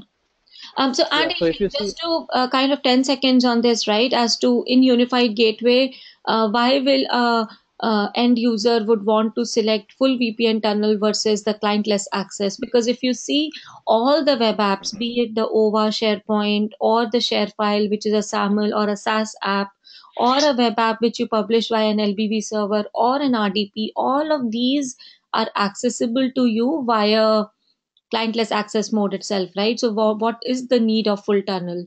So the need of full tunnel comes in when you're trying to do some native app access, right? For instance, let's say you want to do a telnet to a particular server. For instance, most of our developers, right? I think we log into our machines to go ahead, write the code, do some more testing. So I think so for those kind of applications, we'll have to do a full tunnel. And also, Just so people are clear, right? So normally in the real world, what I see is IT admins, developers, like you were saying, they want that VPN access. But for most of our end users, we're going to want them to have clientless access as well as access to published apps from Zen Desktop or Zen App. Yeah. But you're right. The full VPN is needed from time to time. Just for most of our customers, we don't want them to have that. Yeah, and most of that need also could be removed. For instance, let us say if you can RDP to your office machine, right? Once you RDP to that machine, you can actually go ahead and access all the internal servers, right? So even that need gets removed. So I think somewhere most of I think that's where we started with that the unified gateway, that is the value add, that you really don't need a full VPN client for most of the things, right? Almost or 80-85% of the use cases, you can just go ahead, publish them as web apps or publish them as RDP desktops and just go ahead and use those. right. Yeah, so since you're talking about RDP, so we missed one configuration for the RDP, which I was telling that we have to do that outside of Wizard. So I'll go and do that configuration also. So you have to go to NetScaler Gateway and RDP. You just turn on this feature. When you turn on this, we'll have to configure a client profile, and I'll just name it something, and I'll left everything as default. Leave everything as default and just create it. Now this RDP client profile, this can either be mentioned in your default VPN parameters or in your session action. So since I mentioned this was my default session policy, so I will configure the RDP client profile in the corresponding session action. So this is my default session action. I'll edit it. And in the remote desktop session, I'll check this box and it will give me the profile name that I've just configured.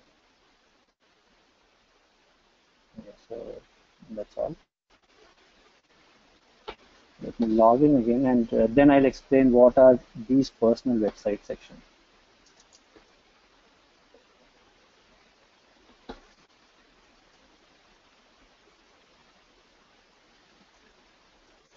These are my LDAP credentials, and I'll again access the client, log in into the clientless access mode.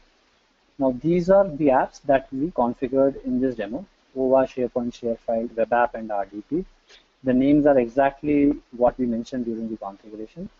The personal websites section, this is something that an end user can add himself. So you have an add and remove button. You can add your personal websites, the most frequently visited websites here, and you can save them. So when the same user logs in again to your unified gateway, these website names would be saved. So these are like bookmarks for them.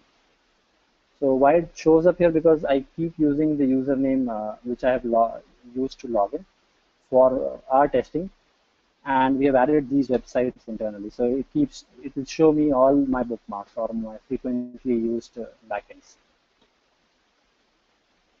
Hey, question about this: Can end users, can they now, or will they be able to add their own RDP at some point?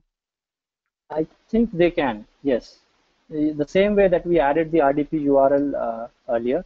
I think in RF Web UI that is possible, Mugdha, right? You can prefix your URL with RDP and you can add an RDP URL. Yeah. Yeah. Right. I think here as well we can do that. But I'll not try that now. Let me give a demo for these apps.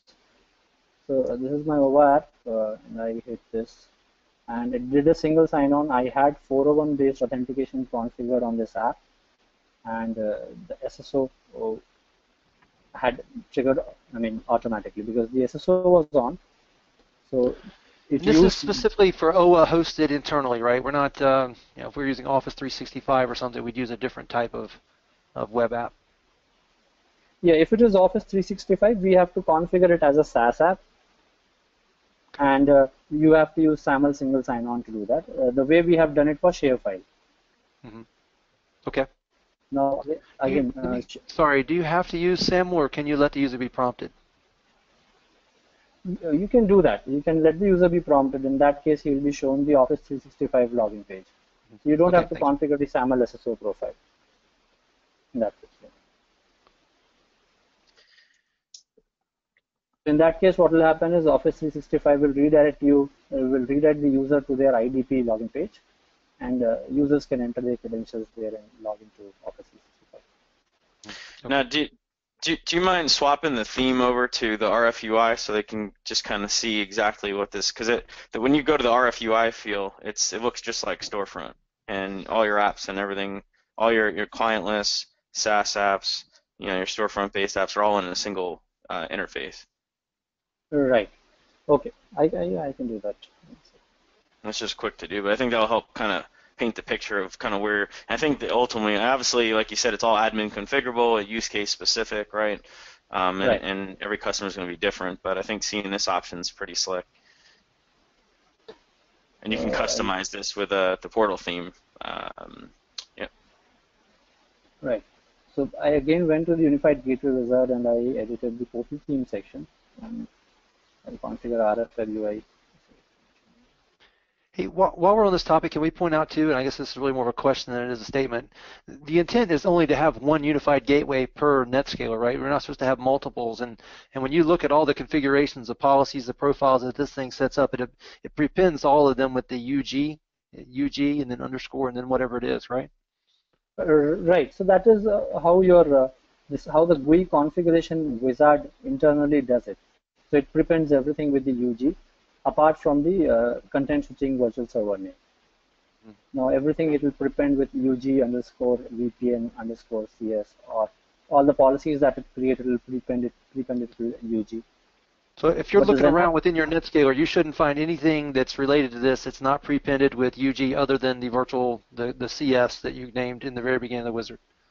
You would see a few things, like in case of XenApp and Zen Desktop, the policies are named exactly the same way they were named by the XenApp and Zen Desktop wizard.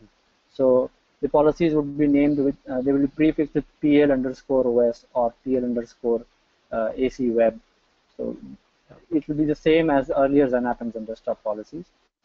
So I give you guys just a little feedback on that. I would like to see everything named UG. So if I'm breaking, if I'm changing something, I know I'm changing something related to the Unified Gateway. Mm-hmm. Okay. So okay, can we note that down, Mugdha, or is that okay?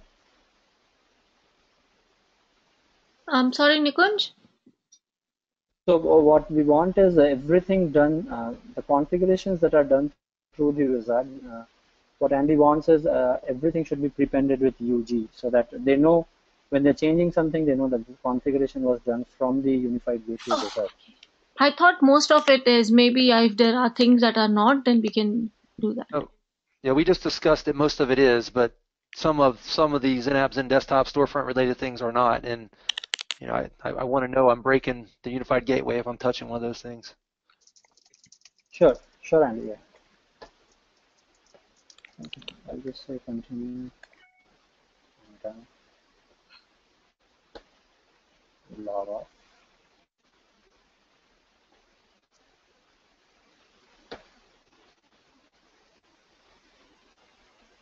So this is the bookmark for my Unified Gateway. I'll use this. Just 1 second. So on the Okta MFA, I'm not sure. Ankita, do you have any experience on integrating with Okta MFA here?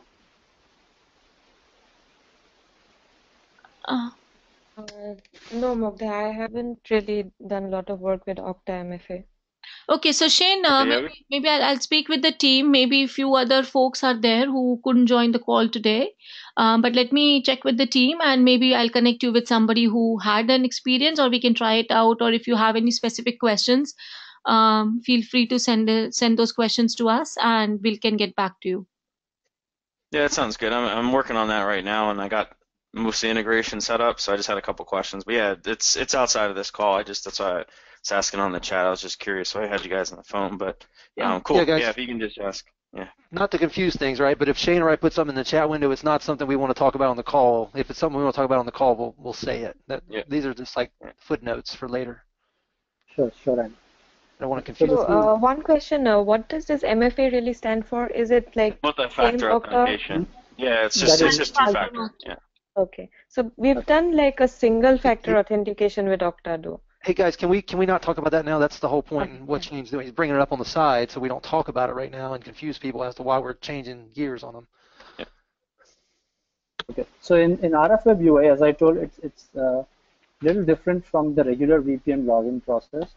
If you see, the login page itself has changed. The URL has changed.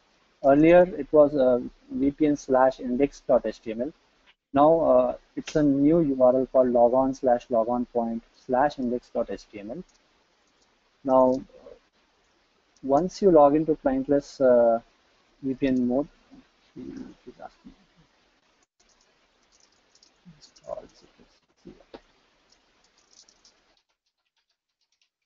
now I have logged into the RFweb UI, and here it shows all my XenDesktop and apps that are published. And these are the applications which were already configured. So we should have share file, web app. So all the apps it shows here. Nikunj, if you go up a little bit, on this there's this web and SaaS apps, right? If you click on that, I think those should be all the VPN bookmarks. Okay. There's a bigger tab, right? Yeah. Apps delivered through gateway. So these are the ones that Nikunj has added. Right. So these are the apps, OA, RDP. And if you see, even after logging, your URL does not change here. So it's all seamless here, not many transitions or many. I think that is lot of 302s are avoided here, Mugdha, right? It's only the that is true. Yeah. So I think there's a lot of internal optimization also that has happened to avoid so many 302s to different web pages and just make sure that you have a single URL kind of an experience. So I think that's again, but I think from the customer or basically from the end user point of view, right? I think the key value add is that it truly gives you that single pane of glass. You don't really have to keep flipping over multiple tabs to access your applications, and you can search across ICA and the gateway apps. So if you go to all apps there, Nikunj, once if you click on that apps, and if you search, you can actually search across the gateway and your ICA app. So that's again a big value add that has happened here. And Yeah, one more thing, I'm not sure if you guys have tried configuring WI or storefront earlier. So there was these iframe settings that you have to put in, right? So all of those kludginess has been avoided now. So this is the section ambient chain which I was talking. When you add a bookmark, you can say it as RDP link, and you can add your URL in the RDP format. It actually ends up adding it in an RDP application. So, yeah. Hey guys, if you didn't want users to be able to do this, is there a way to prevent them from adding RDP links that work? I think this option currently is not, you cannot filter it for few users. If I'm not wrong, can you correct me? I don't think you can do that, right? So. No, I don't think so. We have that option that, for a certain subset of users, or if you don't want to provide the RDP link option at all, I don't think so we have it, but I've taken the note. I'll double check with the team and I'll get back to you on that, Andy Shane.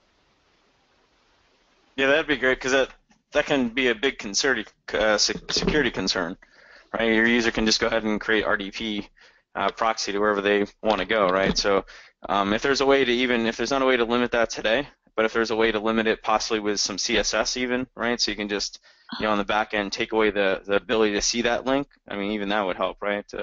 But ideally, one thing is, we can, because from the CSS perspective, right? If so, okay, there are two use cases here. One is that you don't want any of your end users to access it.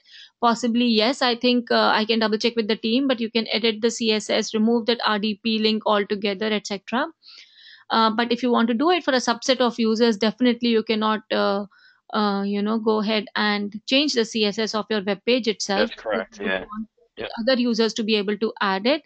I'm not completely sure, but I'm thinking that using an authorization policy, okay, you would be able to, even though let's say somebody is able to add the link, but at the time of access of the link, when he tries to launch that link, I'm hoping that using an authorization policies you can prevent that. And if you want, we can share that config. Yeah, I think you're right, Nita. So since RDP traffic is mostly to port 3389, we should be able to configure an authorization policy and deny that traffic. Yeah. For certain subset of users. Yeah, so even though user might be able to add it, at least the access won't work. Right. Okay, great. Okay. So now all the SSO is configured. So when I click on share file, it does a SAML single sign-on. I can show it by taking a trace, but or an init trace, but it would be too long. Maybe what I can do is I can quickly show the ns.log. I have a shell access to my NetScaler.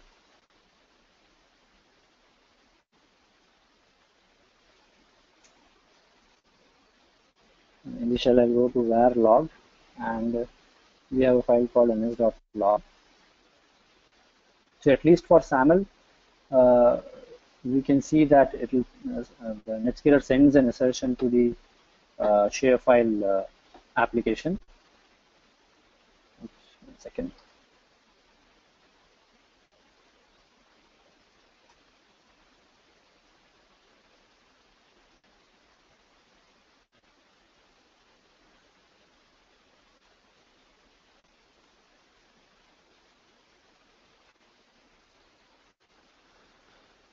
Ankita, do I have to log out and log in again so that it again sends an assertion? No, you need not. You just have to click on the share file SSO once. Okay. Hey guys, can you explain this? When you click on share file, it's actually taking you out to the share file site using SAML. So you're or I guess it opened another tab, didn't it? It opens it, yeah, it opens up in another tab. Okay. What we can do is, Ankita, if I just access the share file here, it will Okay. show me the login page, right? Yes. So if you like access https nseng.sharefile.com. That's it, right? Mm, Okay, it's already, I yeah. think So I think we have the 1960. cookies already. Yeah. So if we Right, open a new browser, then we might be able to see that. right. Let me open it to Naive. Yeah, the only difference here is you had a one place to go to get to the link, right? And it did single sign-on for you because that's how, because it did the SAML interaction with the share file Uh, identity provider on the NetScaler. so, yeah, one sec. Can you repeat it, Andy? Because I was just typing it. I Well, didn't. so I'm just pointing out to what you gain out of using Unified Gateway is a single URL for the users to have to know. Like you just had to ask, is it nseng.sharefile.com? You wouldn't have to know that, right? You go to Unified Gateway and somebody's already pre-configured that. And then the other benefit of it, now we have single sign-on because SAML is being used to identify the user back to the NetScaler from ShareFile to have single sign-on. So those are our two Exactly. big benefits, right? Yeah. So, yeah, anyways, the first thing that you mentioned, users did not have to remember it. That was there earlier also, because if you publish an enterprise bookmark, users did not have to remember it. The share file thing also, the SAML SSO part was also there. But what Unified Gateway gives you is, it gives you a single pane of glass where you can access your load balanced applications and your VPN applications, plus your ICA applications on a single portal page with just one FQDN, and you don't have to log in again and again to your load balanced or a AAA applications and VPN applications. So if you see OVA, RDP, ShareFile, and SharePoint, all of these are my VPN applications, because I added them as clientless applications or a SaaS app. But web app, this application is rendered through a load balancing vServer, which needs authentication. So earlier what would have happened is, if I would have clicked it, it would again ask me for username and password. But in Unified Gateway, since everything is published under this home page, and cs.dnpg-bera.com, that's the FQDN that is being used by this web app. So when I click on this web app, it will not ask for another round, or it will not ask me for authentication again. Because I am already logged in, it will use the same login credentials to sign into the load balancing vServer. So it internally does a single sign-on between load balancing virtual server and a VPN virtual server. So I'm repeatedly saying load balancing virtual server, while it is in market it is usually known as a traffic management virtual server or a AAA virtual server, where you have authentication enabled on a load balancing virtual server. So that is the benefit that it gives. Right. Yeah. That's great. Thank you. Yeah. So, okay, this is just a test page that I have created to show the load balancing virtual server access. Now, if you see the ShareFile application, by default, it gives you this kind of login page. But since we did a SAML single sign-on, we have configured a SAML SSO profile, so it directly logs me in with the same user that I have used to log into my Unified Gateway setup. And that'll work with any provider that uses SAML. Yeah, it will work with any provider that uses SAML. So the only thing is, you have to establish a mutual trust between the service provider and your NetScaler. Okay, great. Thank you. So that was ShareFile, and this is the RDP. So when you click on RDP, you are asked, it will download a file with the name of your client profile and prefix with .rdp. When you click here, it will ask you to connect to the RDP. Now here, if you see, it is still using the same FQDN and port to connect to RDP. And that's my remote desktop machine. Okay, I have great. some proxy server running on here. I'll just close that RDP session. And similarly, because SharePoint also, it is using a 401 based authentication, so it will log into SharePoint as well. So, over, we also support form-based authentication. The form-based authentication configuration is not there in Wizard yet, because mostly a lot of people, they have 401 based authentication configured for SharePoint and over. Form-based authentication can be configured outside of Wizard. But NetScaler does support form-based authentication for all the VPN and load balanced applications. Okay. So that completes the first part of the demo. Yeah, so let's kind of recap that real quick. So the idea there was that we use the built-in wizard, which is the desired way that Citrix and you should be, doing unified gateway implementations, using the wizard not only to configure it initially, but also using the wizard to make changes after the fact. So it's a configuration tool as much as it is a setup wizard. So Andy, can you just reiterated what you were saying? No, that's you are asking for the record. That's correct, Nikunj. What Andy is trying to say is that whatever we have done till now is possibly using Unified Gateway Wizard to go ahead and publish all the applications. And ideally, that is kind of a recommended way of configuring Unified Gateway. It will avoid all the complexities of understanding the CS policies, setting up the routing rules, etc. So yes, Andy, using the wizard to configure Unified Gateway and then using the same wizard to edit the configuration and to maintain the configuration going forward is what Citrix recommends. Right. So at this point, do we want to go in and do we want to show what the wizard created, or do we want to just do it from scratch, manually, step by step?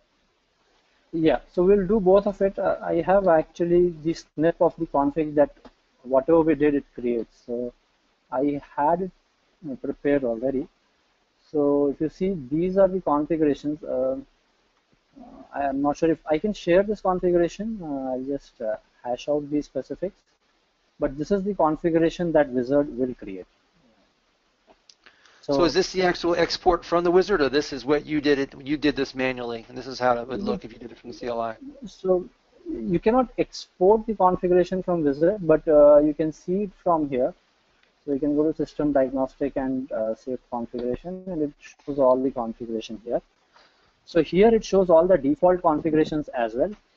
What I have done is I have only mentioned the configuration which was done from the wizard specifically.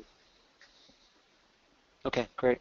So by default configuration, I mean by default NetScaler configures a lot of SNMP alarms and a lot of DNS A records, few content switching, few cache policies and all. So I have omitted that part because that is not configured from wizard.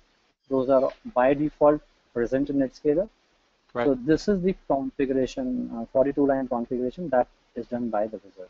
Yeah, so you're basically just showing us the portions of the nsconfig file, which is the configuration for the NetScaler that applies to the Unified Gateway that we just set up. Right, right. Okay. So now what I'll do is I'll clear the config and we'll do all this configuration outside of wizard. Yeah, so that's good, but before you clear it, I mean, I kind of get, the nsconfig file, you can really just reapply that basically and get it back to where we just had.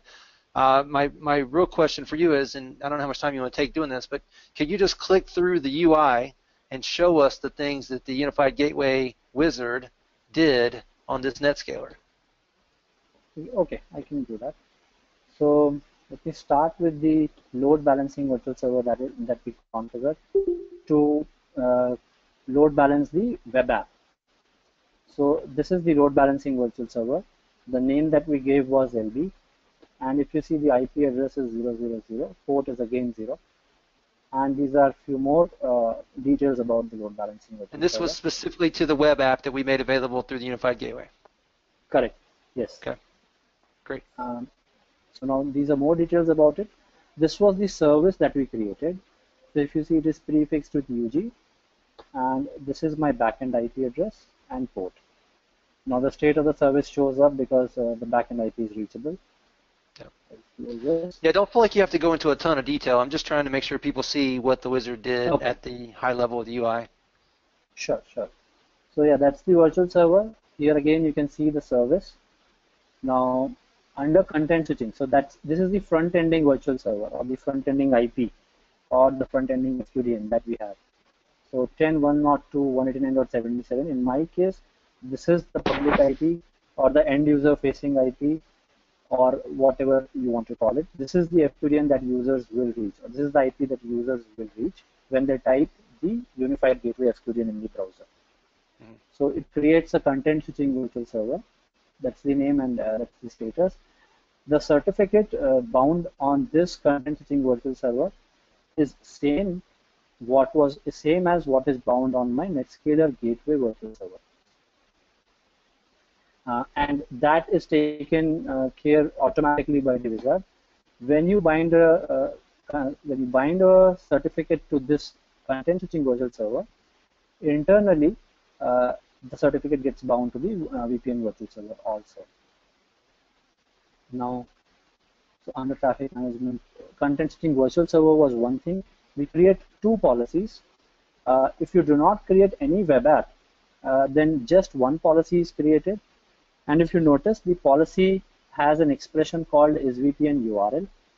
Now, this expression understands all the traffic which is specific to a VPN access, be it full VPN or CVPN, or even your ICA access. So it understands all those traffic. What it shows is, it's basically an expression. I can show. It is an expression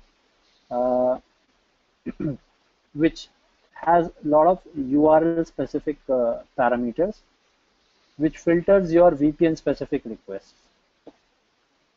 So it contains two path sets. One is AAA URL, another is AAA path. And those path sets, you can also see it here. They are configured by default. So this AAA URL actually lists down all the requests that VPN uses. So /TS/DNS. These are all full VPN specific requests. Then you have SAML login and OAuth login. These are for your SAML SSO and OAuth SSO. You have Citrix auth service, which is used in case of XenApp and Zen-Desktop, and so on. So if you have, so yeah, what is VPN URL? This expression will filter all the VPN specific traffic and it sends it to the VPN virtual server.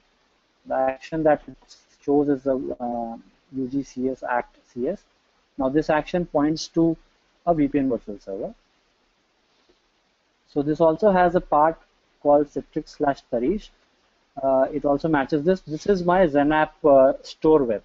So this is my storefront. This is a relative URL in my storefront. So it will match all the storefront traffic also. The other policy is created only when we create a web application, an intranet type of application. So if you remember, the relative URL that I had was /ntlm/test, and I told that there was a string in the relative URL which is used to create a CS policy. So I'll just quickly show that. Now this site relative string. So this is the exact string using which we created that session, that CS policy.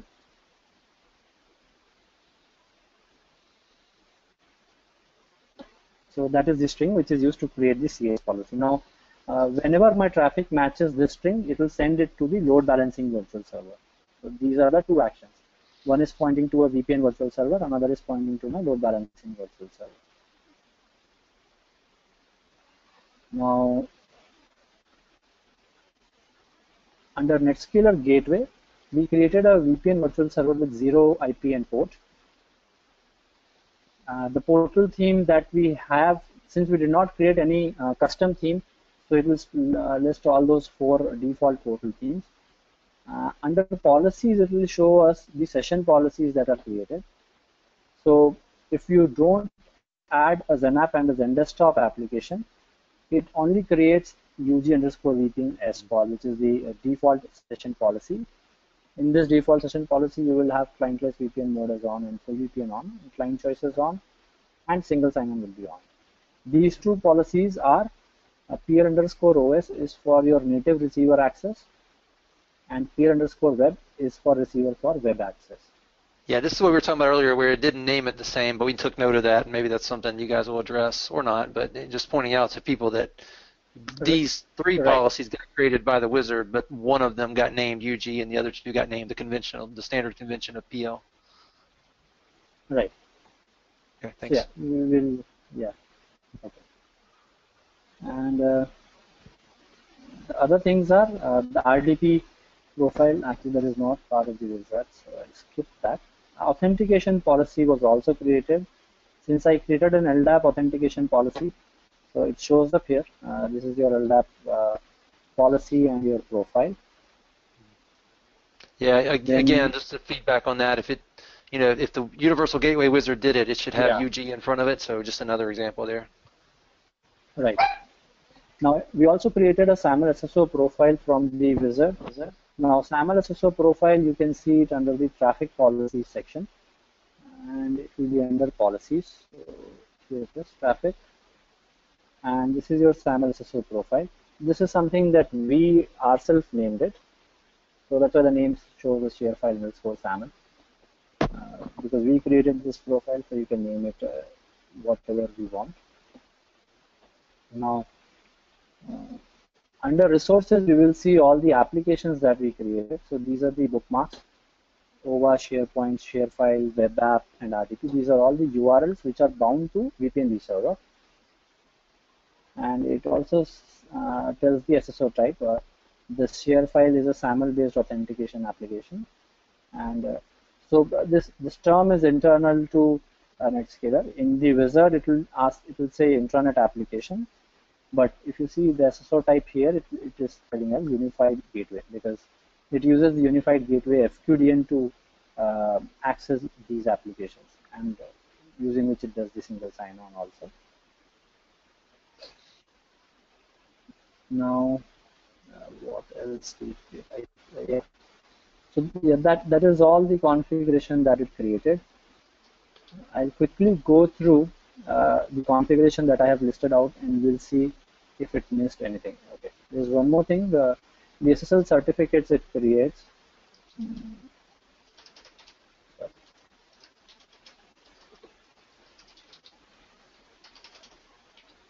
So this was a certificate that we created from the wizard, and I have a star.certificate here. So that is one more thing that got created from the wizard.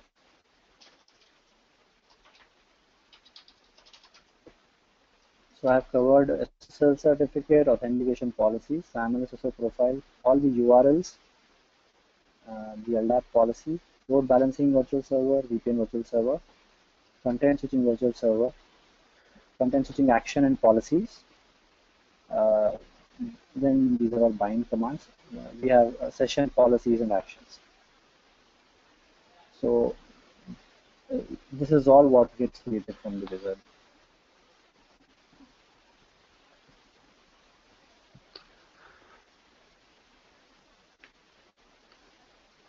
Okay, so you're pointing out that section there, no, the whole thing is what the wizard had done, correct? Right. So these two are default policies. This is not what wizard creates. Only the third one. This is what wizard has created. Okay.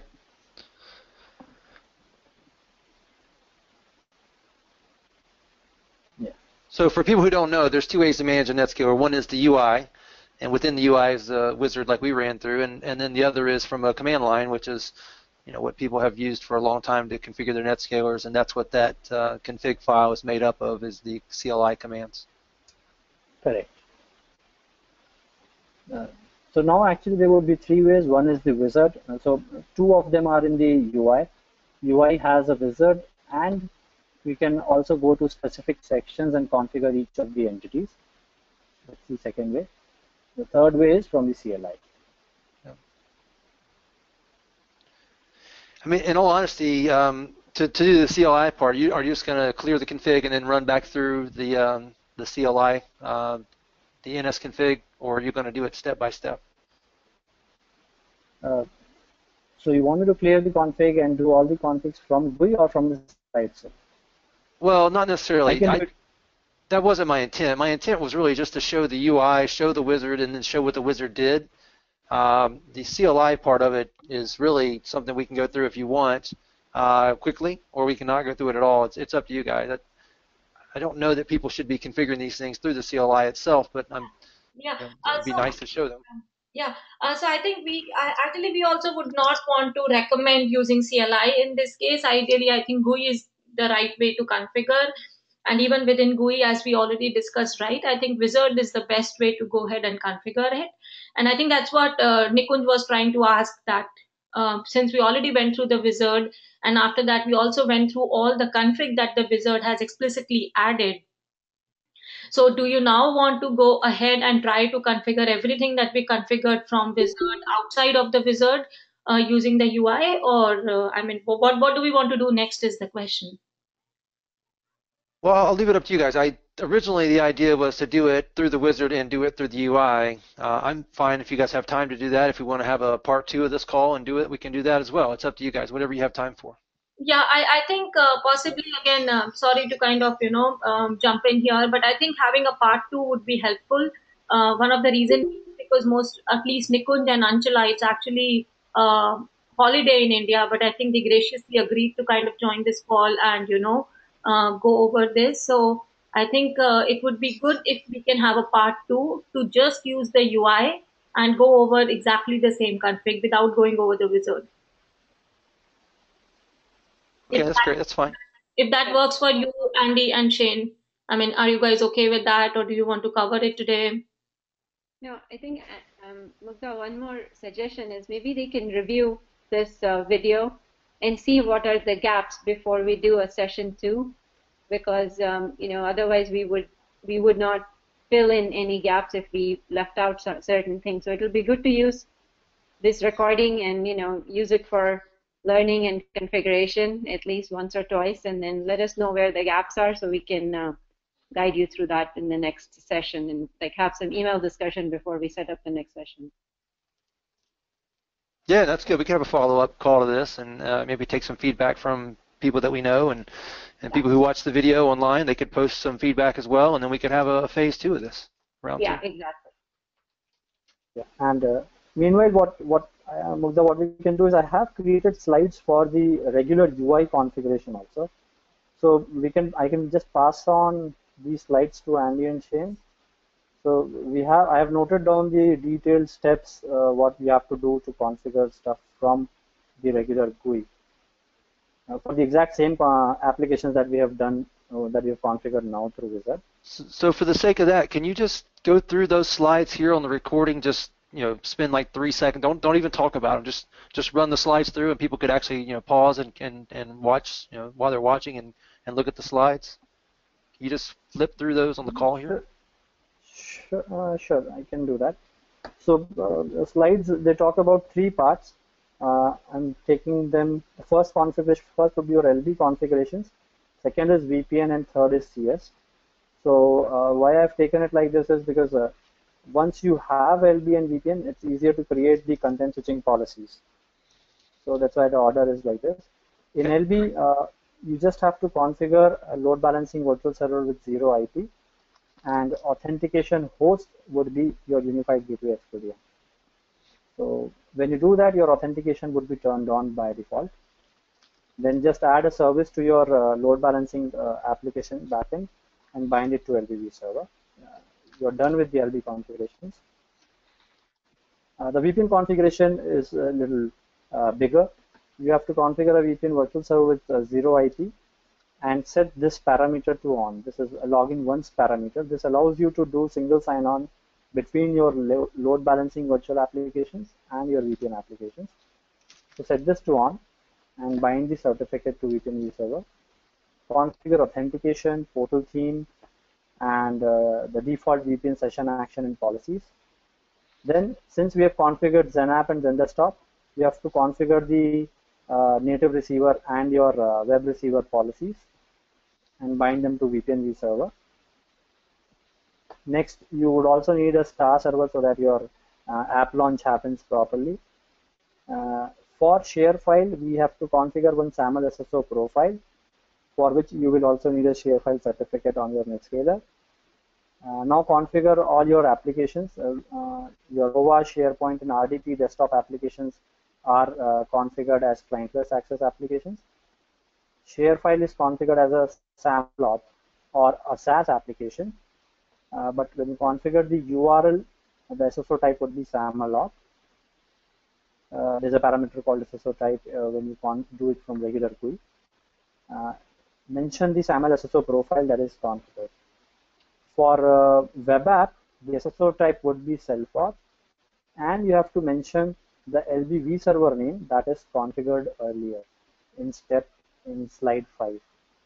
So there is a parameter called vServer name in the LB vServer in the VPN URL configuration.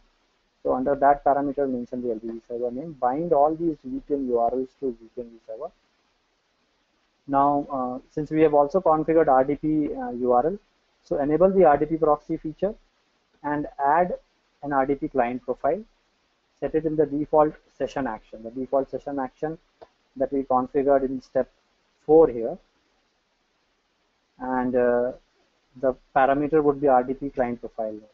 So we are done with the VPN profile, VPN configuration. Under CS, you just have to configure a CSV server with your publicly reachable IP, and the same certificate can be bound on the CS which is bound on VPN. Add the CS action and policies. The policy rules are mentioned here, and bind those policies to CSV server. Higher priority would be given to the web app traffic policy, and bind it so that any other traffic that does not match that policy would match the VPN URL policy, and it will be sent to the VPN user. So that's the high level.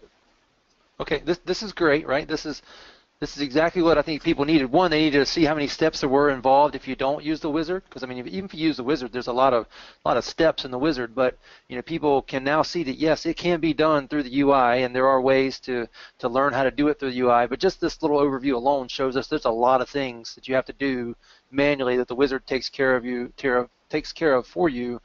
So again, Citrix's recommendation is to use the wizard, complete the wizard, and let the wizard do its configuration of this. However, this is all doable through the UI. If you want to, you can set up a blank NetScaler, do it through the wizard, and then turn around and do it manually. Observe what happened through the wizard, go back and look at each piece, and then create another one in parallel if you wanted to, doing it step by step if you really want to learn.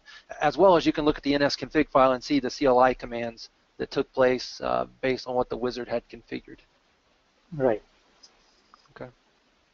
Hey guys, this has been great. I need to drop off. I know you guys do. It's probably late, and you got to, sounds like there's even a holiday there. But this has been fantastic, and I know you guys are going to post this online, and if you'll let me know where, and I'll let Shane know, or let both of us know, and then we'll kind of disseminate this out and get people seeing what's going on with you guys in this product. And it's kind of a mystery, but at the same time, when you break it down like this, it's not as intimidating as it was before, at least not for me.